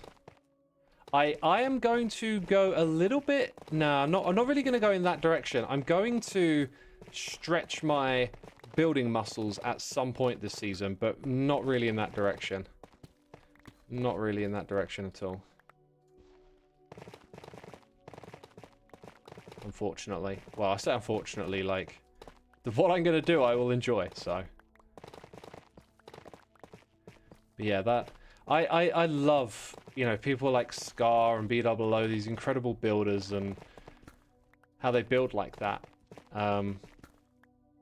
It's a real struggle for me to figure out how to put that stuff together, but they put in time. They put in time. B-Dubs was like just casually chatting about it the other day, about like putting in a lot of hours into this one thing he was working on, and I was like, that's the difference on some level. Like, I'm a big believer in... sorry, I'm not a big believer in just having like a natural talent for something. I do believe people generally will have some sort of like innate ability with certain things, but people earn skills. You put time and effort into stuff, you know? I don't like these stories about people saying, oh, they just picked up an instrument and they could play it and they were brilliant. It's like, nah, that's just a story. Like, people learn. You know, they learn how to do stuff. They put in time. They have a passion. They put a lot of time and energy into it. Like, if you were to say to me you're really gifted at, like, playing guitar or something, it's like, I'm not. I just put in a lot of time. You know? I have dyspraxia. I have a disproportionate amount of time that I need to put into playing to, like, get to where I am. You know? So, like... occasionally there is probably, you could probably make a few cases for exceptional talent, like Mozart is a pretty incredible story, just being very gifted at a young age. But if you never put the piano in front of Mozart's, they wouldn't have learned. They had to learn. They had to start somewhere. You have dyspraxia too, says Chaland. You feel my pain, bro. You feel my pain. Speaking of bro, Brocopter's here, coming in with the prime. Appreciate it. Appreciate it. It all depends on how much you want it. Yeah, if you really want it. There's this thing, I think it's Henry Rollins. Like, someone's asking him, like, Henry Rollins is like a punk rock singer. I don't know if you want to call him that, but someone's asking him, like, hey man, should I like learn to play guitar and start a band? And he's like, well, if you had to ask me, you probably shouldn't. Which is like a very interesting answer, because if you have a passion, pursue it, right? Like, if you have a passion for something and you have to ask permission to do it, do you actually have a passion for it? Or is it just, it looks nice? You know? And that's just being, like, blunt honest right there, I think. If you have to ask someone else, it's probably not a burning desire. It's probably not something you need to do. At the same time, some people might just need that bit of encouragement, you know? Right, let's go out the front. This is, I picked up these 2 stacks and I'm like, oh, I didn't actually need all of that tuff right now. There's no way we're going to get through that much. No way. I will make some of that though. Yeah. We need those materials. Kind of feel I might be forgetting a material. Maybe regular stone bricks, but I kind of like mixing the cracked ones in with these. And then we need that dark oak to make some trapdoors. A buddy of yours started playing disc golf this summer, and you've been playing for around 5 years, and he caught up to where I am, where you were around 2 years ago within 10 rounds. He's a natural talent for throwing things. Right, but have they spent their time playing other games that involve throwing things? Some people, like, we definitely, what I'm saying is we definitely do have, like, dispositions towards certain things, but I don't think you just get to the end result without working on it, you know? Like, if your friend is, like, an athletic, sporty person, that'll probably go a long way to them being good at a sport. If you're already into that kind of stuff, you've already got a bit of the eye-hand coordination going on.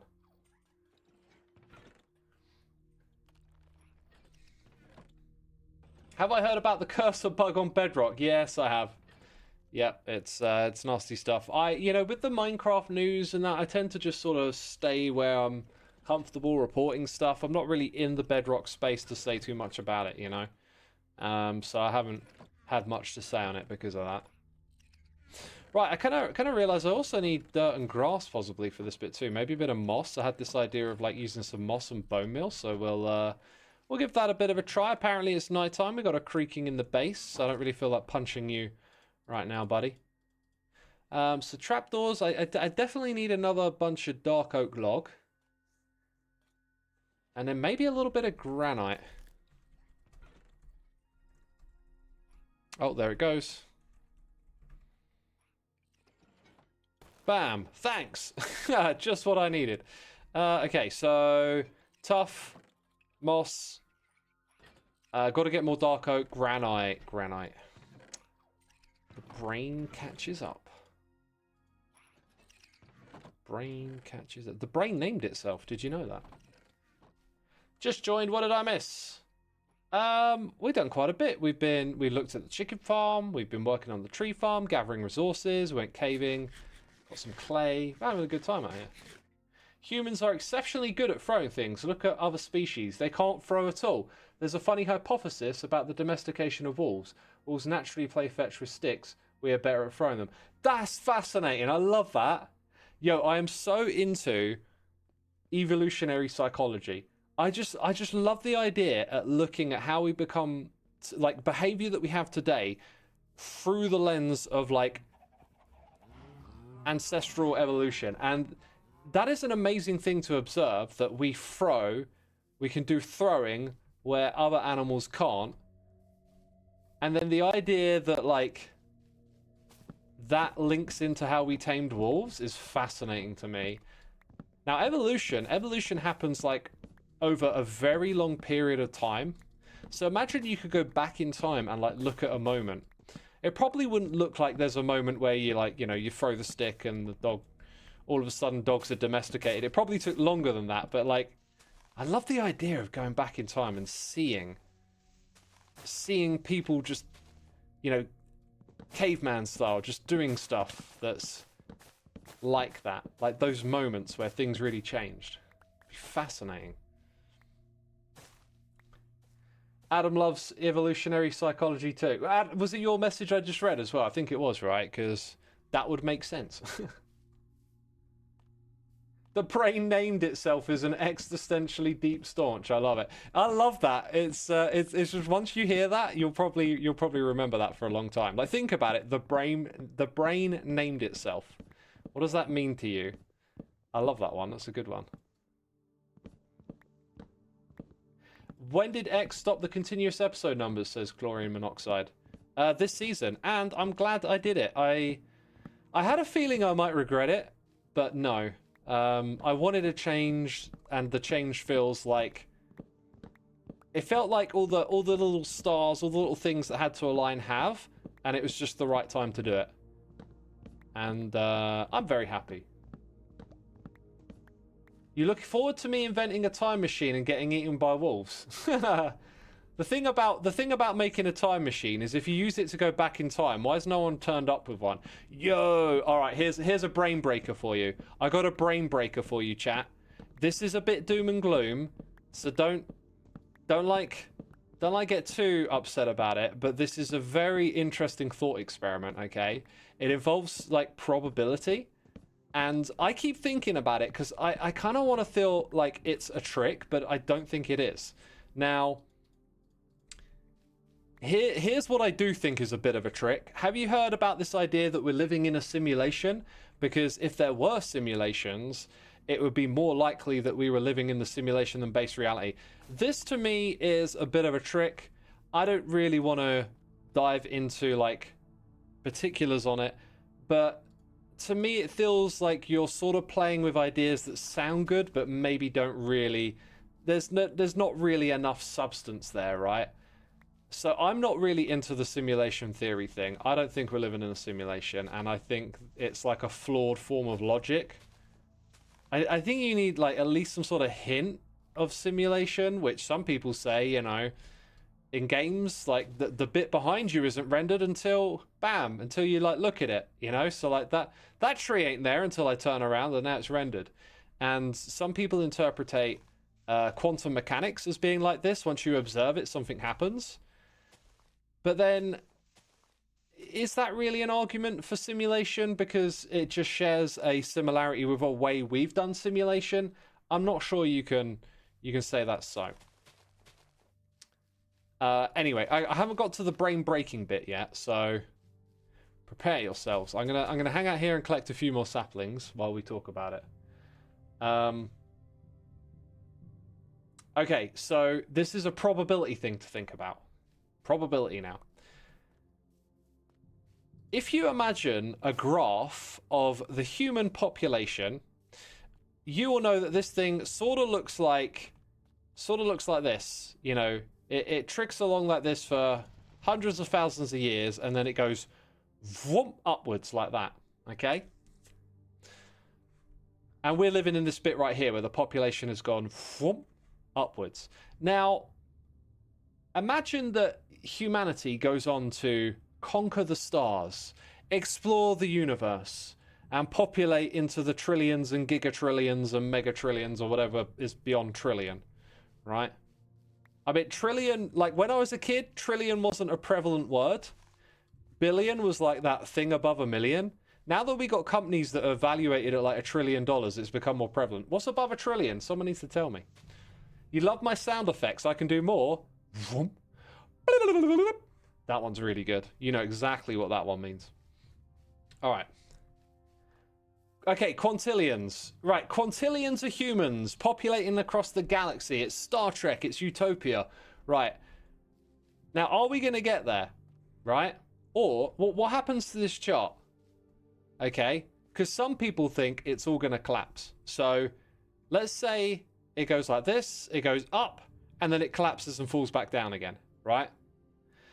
Now, if you imagine rolling a dice, let's say, and being put into a random position inside all of this space, right? Remember, it's like, you know, tens of thousands of humans, maybe even less than that, I'm not sure exactly, and then all of a sudden, vroom, 8 billion. Imagine that all of those numbers were, like, put into a bag. Every human that's existed, like, put into a bag, and one picks out at random. The place you are most likely to appear is in that big vroom, right? That explosion of population. That is the place you would be... if you were a betting person and you had to make a bet, you would put money on turning up somewhere around that big population spike. There has existed 100 billion people. I've heard that number so much lower. Like, I have not heard... I'm sure, like, it was a question I wanted answered. I used to think, okay, there's 8 billion people on the planet now, but then we've been on the planet for, like, a really, really long time. How many people were there in the past? And I'm sure I've heard that number is much lower. It's like, it's actually something like, you know, 10 billion or something. But there's a few of you saying it's 100, 110. That's interesting. It probably changes the idea that I'm expressing here a little bit, right? But anyway...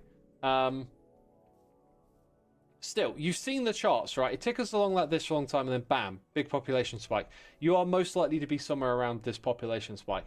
Now, what that means is, like, as a example or like a statistic of one, as a data point of one, where you are, in theory, is like the most likely place to have existed, right?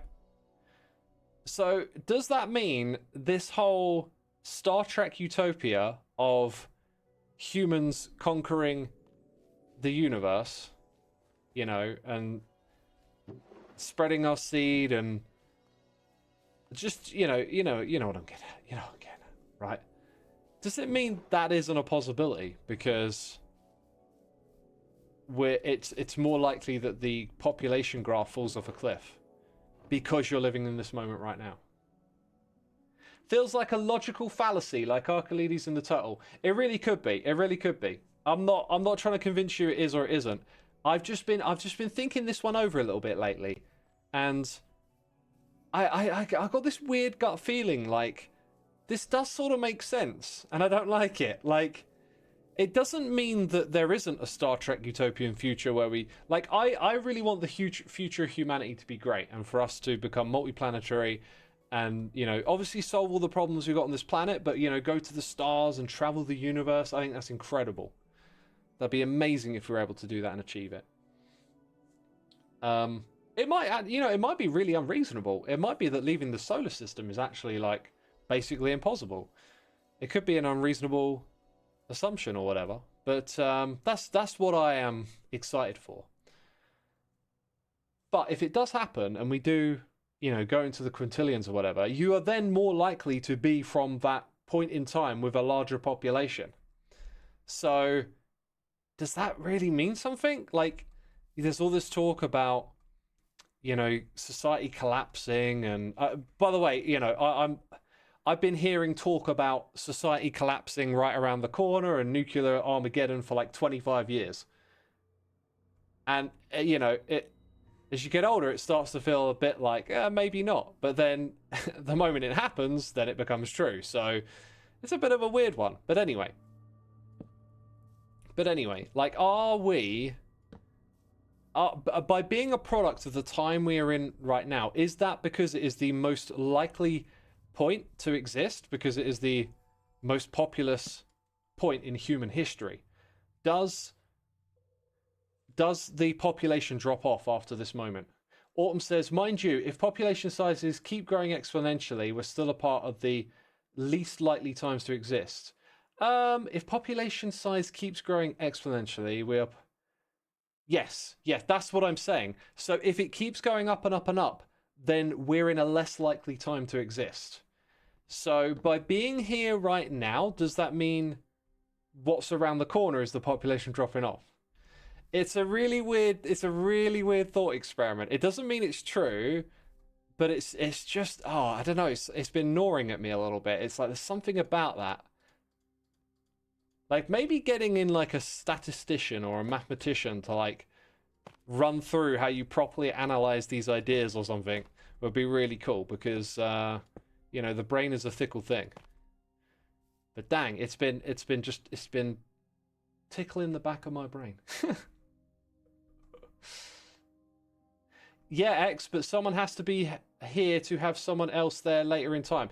Yes, but point being, the people that come after us, right? Okay, so the people that come after us, if it's a drop-off in population and we don't prosper and we die out as a species, then we are living in the most likely time to exist. So that, you could almost look at your own existence as like a sign of being in the most likely time to exist, right? Now that, I will say that could just be like a logical fallacy, right? The wrong way of looking at it. But that is essentially the essence of what's been like nagging away at me lately when I keep thinking about it and coming back to this idea. Is it kind of like weirdly sort of instinctively feels like it makes sense. Now, if the future is very prosperous and humanity goes into the quintillions and yeah, goes all around the galaxy and stuff, like, then that becomes a more likely time to exist. So, are we putting on too much significance on the fact that we're existing in this moment? The observation of this probability isn't meaningful because you can only make the observation given you are already at this point in time. Someone 50,000 years ago could have come to the exact same conclusion you did, thinking they must be near the end, but that wouldn't be any more meaningful than your conclusion. Freezing Fire, I think you're probably right. The thing that sways me is that chart. The fact that we're living in the population explosion. That also makes me feel different, because if you were living 50,000 years ago, you weren't in a population explosion. But, you know, like, it probably is a logical fallacy. I'm not going to die on this hill. It's just, my brain just keeps thinking about that and going, huh. This idea, like, really, like, scratches something. Not like scratching an itch. I mean, it just, I don't know. It just, like, my brain keeps going back to it. There was something else that popped into my head when I was reading your reply. It immediately reminded me of something. This kind of like, but when like, I've heard it in sort of like arguments for God, like religion, where it's like the odds of us existing, right? So some people have like looked at how the universe works and thrown together this idea that the odds of us existing or whatever is like incredibly slim, and other people interpret that as evidence of God or whatever.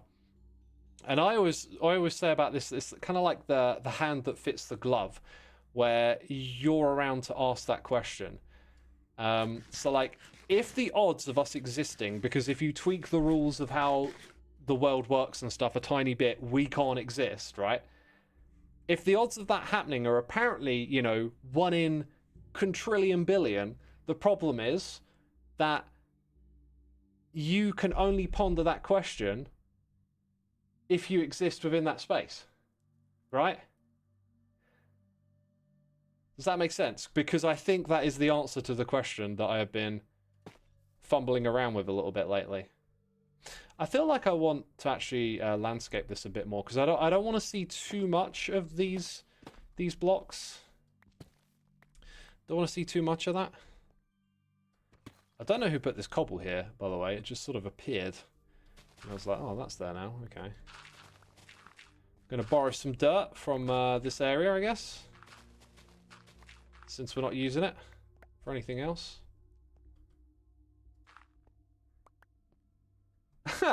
Is this a philosophy class?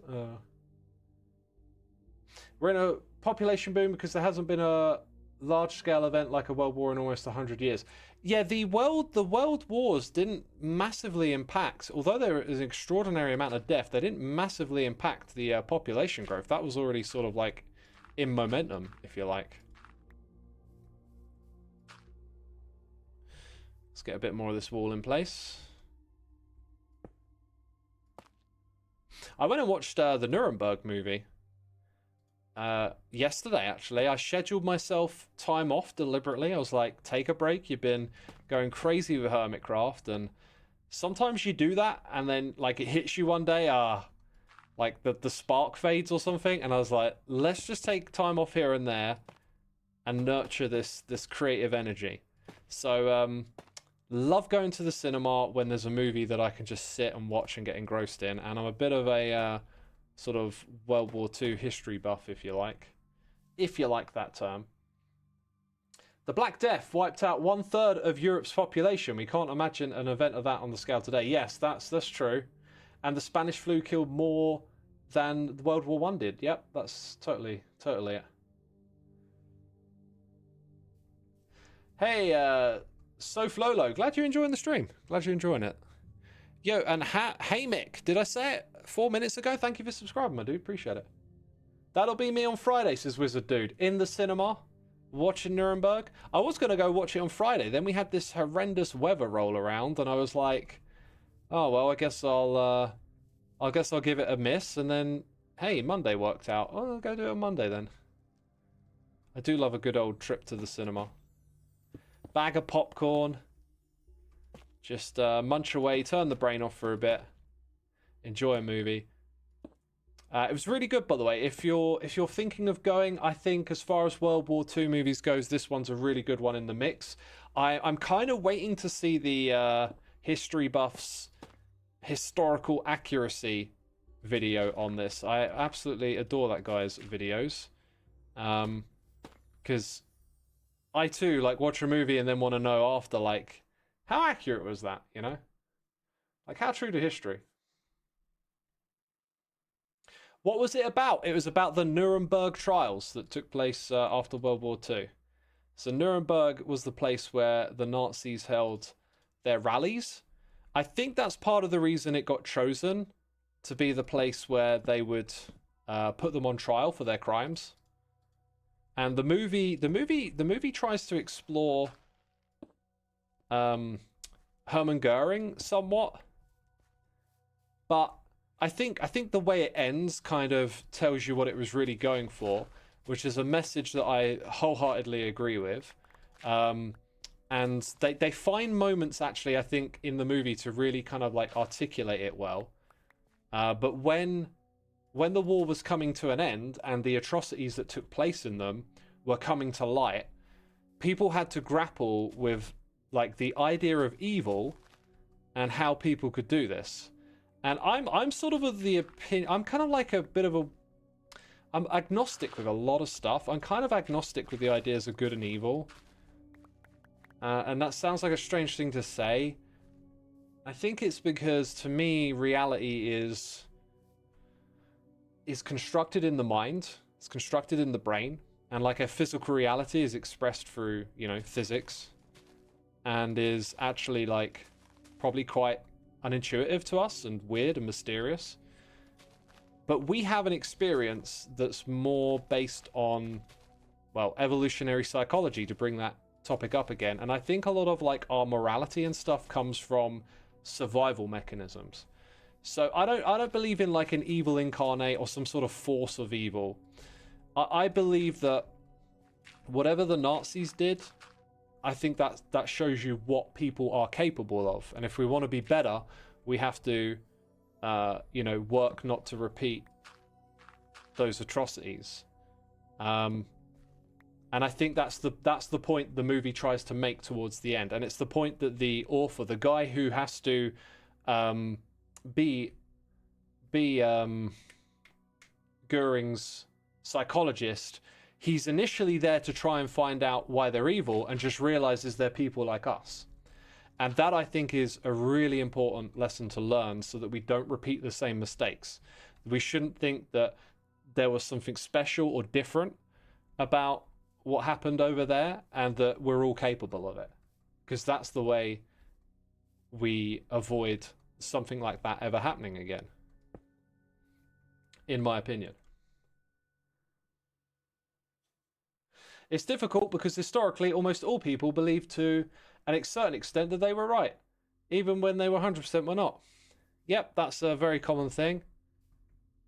I think there's this idea, or like a pressure that emerges to conform to an idea of like, when resources become scarce, there is this like otherism that emerges where you find a means to point the finger somewhere else to as a way to get the resources that you need for your group. And again, I think if you think about that from a evolutionary perspective, it again makes a lot of sense to think that these ideas can emerge from needing resources. And so they manifest into things like fascist ideologies and whatnot. And scapegoating, yeah, scapegoating.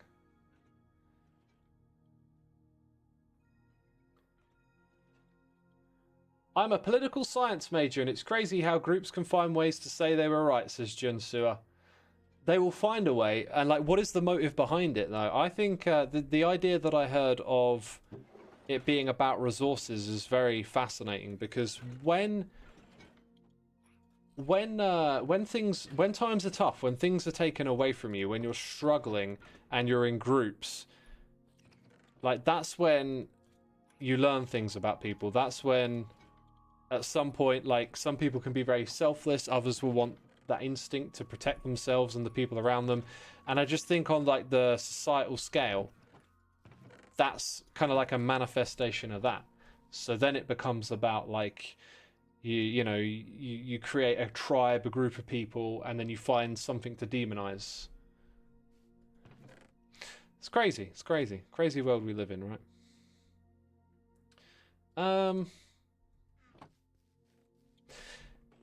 I kind of want to like pull up my other world and do some like pull the building that I've been doing from it to make sure I don't mess anything up here, but like I've kind of done all of this from memory. The reason it doesn't look quite good is because I haven't done the moss and the bone meal. So rather than do that, let's try and actually get it like looking good for ourselves here first. I feel like a support pillar here would look really good. I swear the shield has been like getting in the way of some right-click functions. I'm not sure if it's correct or not, but it definitely gets in the way here and there. Yeah, like all of this area here, like these outlines, the path, it's all going to get built up, but it's hard to do it off of memory because I've very carefully planned things out. So I think that's about as far as we can take that for now. There's not too many more bells and whistles to put on that. But one thing we can do is get some moss in here.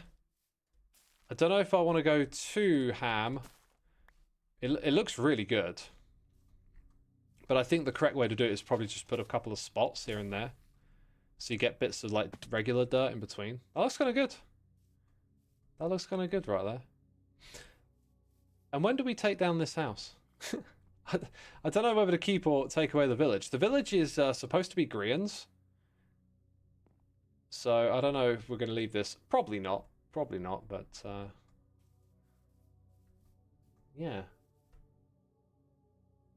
You think the motive behind scapegoats is less to do with an evolutionary thing, like people doing it for resources, and more to do with feelings of guilt and those other negative emotions. If you can find a group to blame for instead of yourself, you can escape those negative feelings like guilt and stuff. Yeah, maybe it's. I think like both can be true. I think it's probably a case of like looking at what the situation is, because guilt sounds a little more personal in my mind, and that can motivate people, I guess, in certain ways. But then, at a different scale, the whole resources thing makes a lot of sense to me. I'm just gonna dump all this stuff in here. I'm once again just accumulating loads of like resources everywhere. It's almost not surprising. What I don't have in here is a hoe.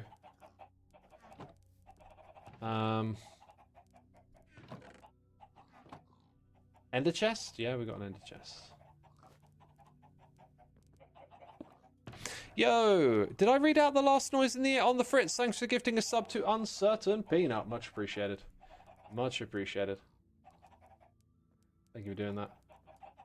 You feel like the pillar feels too centered. I kind of like it being centered on that little block. It feels more structural to me that way. Yeah, let's get a crafting bench. Bam. Making a hoe. Ho, ho, ho. Merry Christmas. What a terrible joke. Okay, so I really love this. Oh my god, I had that reflex to use the free cam again. No to free cam. Obviously, we just don't have enough overall here yet. But I think what I want to do is just get another layer in of that wheat. And I'm quite excited to get this going because I think my next mission is to get this path coming around and get more of this area built up. And we're going to do some gorgeous stuff here, I think, with like an archway leading into the base. But yeah, that don't really... Ugh. It won't look that impressive until we have all this wheat in. So we'll put a few more licks of this here and there at the site. Bucket418, thank you for subscribing with the Prime. We've got CBC183 subscribing as well. Thank you so much. Thank you so much. Peeps, if you enjoyed today's stream, be sure to hit the follow button over here on Twitch. We'll be doing more Hermitcraft streams. In fact, Hermitcraft will pretty much be my focus for now, because when a new season starts, I get pretty obsessed with it. It's a beautiful time. I always seem to forget that as well. Like, every time a new season rolls around, I think you're done with the last season, and then you forget about those sparks of magic that seem to happen when a new season gets underway. And so, reveling in that. My current plan for streaming is to do morning streams on the weekend. So, like, it's approaching 9 o'clock now, and I would normally stream at about 9 or 10 o'clock in the morning. So, yeah. Come back on the weekend. I'll be streaming Saturday or Sunday or maybe both. Fluffy says, X, I might have missed it, but I think you're an atheist, and if so, what are your reasons? I am Christian, but I think it's interesting to hear others' views. I also love hearing other people's views, and I'm not an atheist, I'm actually, like, agnostic, and the reason why is...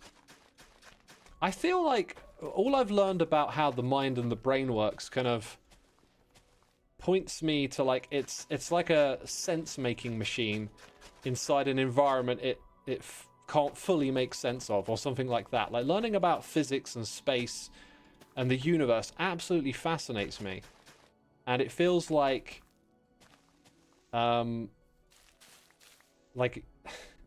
almost like, you know, your experience as a human is almost like some sort of illusion. We can't explain consciousness, and there's all this wacky stuff going on with physics. And oh, if you ever learn about how, like, gravity and black holes work, it's just so mind-boggling. And it makes me, it kind of like humbles me to think, like, why should I have the answer to any of this, I guess. So I'm forever curious and interested in things, but I don't feel the need to, like, put my foot down and say, like, this. So, like, in terms of God existing, I'm pretty sure that, you know, religions that we have here on this planet are written, you know, they come from books, they're written by people. I find them a bit fantastical. But, you know, in terms of, like, something that created the universe, maybe a conscious being behind it, I don't think you can rule that out. Because conscious itself is, like, so mysterious, and we're just so on the, in, like, the baby steps of, like, learning things about it. Should become a pyronist. Not enough of those around these days. What's a pyronist? The other thing is, every time you put, like, a label on it, someone will come along and, like, take that label over. That's kind of happened with atheism a bit. Is that I also got put off by atheism when it got kind of, like, radical on YouTube, and you got all these videos of, like, atheist slam dunks on Christian or whatever, and it's like, this is kind of sad. I don't like that kind of content. And it feels like atheism sort of promotes that a little bit, maybe. Oh, am I a wizard? No, I don't believe in magic. Except the magic in music. Oh, yeah. Clickbait be clickbait, says Burt Potato. It is, but it's also an attitude. It's, like, quite a prevalent attitude. If you go into sort of discussion circles online around atheism, there's a lot of, like, snobbery towards other people's views and beliefs, and I'm just not into that. Pyronists are like the Socrates line, all I know is that I know nothing, except they don't even know that. That's brilliant. By order of the Queen says, I'm an atheist, and I find a lot of atheists are super elitist and self-important. It's frustrating. Yep, yeah, I get that vibe, and that's not me. That's not me, that vibe. I'm very comfortable with, like, not knowing. And just being like, I don't know. Don't have the answers. That's alright. The human brain is designed to understand things. When we don't know how something works, especially in the ancient times, we attributed these things to higher powers as they seem so out of concept of understanding. I find it so interesting how religions have developed over time and don't believe anyone can prove they're right or wrong about religion. Yeah, the brain certainly, like, from a survival perspective, it's trying to survive, and part of surviving is understanding and being sure about things. And that's, again, why I like the evolutionary psychology stuff. You was a atheist/agnostic, but became apatheist, because I don't think it really matters if there is a god, and it's impossible to prove. Why waste time worrying about it? I don't worry, but I might be an apathist too. I don't know, like apathetic towards it. I think the questions around it are, like, interesting, but ultimately where my energy goes when it comes to that stuff is hearing people, like, talk about how the universe works. That's when like my ears perk up on that topic, and that's not even trying to answer the question, right? But it feels like it's a bit adjacent to it, and that's where my mind goes. Right, I'll leave you. Let's say I'll leave you with one last thought, right? So this is what I find fascinating about all this stuff is if you ever learn about like what makes up an atom and the electrons and stuff, and then how much mass they have and how far apart they are from one another, it's like an atom is the building block of our reality, and we like to think of something like a wooden desk as being like rock solid, you know, big thick material, solid. But it's made of atoms, and even when the atoms are squashed close together, they're mostly empty space. So this idea of solidity, like again, it's like a lot of reality is just a construct in the mind. It's not to say it isn't like, you know, I'm not saying you're not actually real or that desk isn't really there. It's actually empty space. It's just like, this is how our mind is like taking in sensory information and constructing something to exist with it. And that is fascinating to me. Deeply fascinating. 90 to 99% air, says Derpy. No. Air is a thing. Air is atoms. Air is... The air around you isn't empty space. Air is a thing. It's a gas, right? Like, it's 90 to 99% nothing. Because air has to be something constructed of atoms and whatnot, right? The knock jump scare. Oh, I made you jump. I don't think so. Peeps, thank you for tuning in today. We had a fantastic time, right? I really enjoyed it. I'm going to keep trying and doing these streams when and when I feel like them. I'm going to go search for someone to raid. Hopefully there'll be someone on Hermitcraft so we can keep the Hermitcraft energy going. Thank you for the amazing support today. I see Hypno is streaming. I'll send you over to Hypno. And enjoy the rest of your day with him. Thanks for tuning in. And I'll see you all soon. Take care. Have a great evening. Goodbye.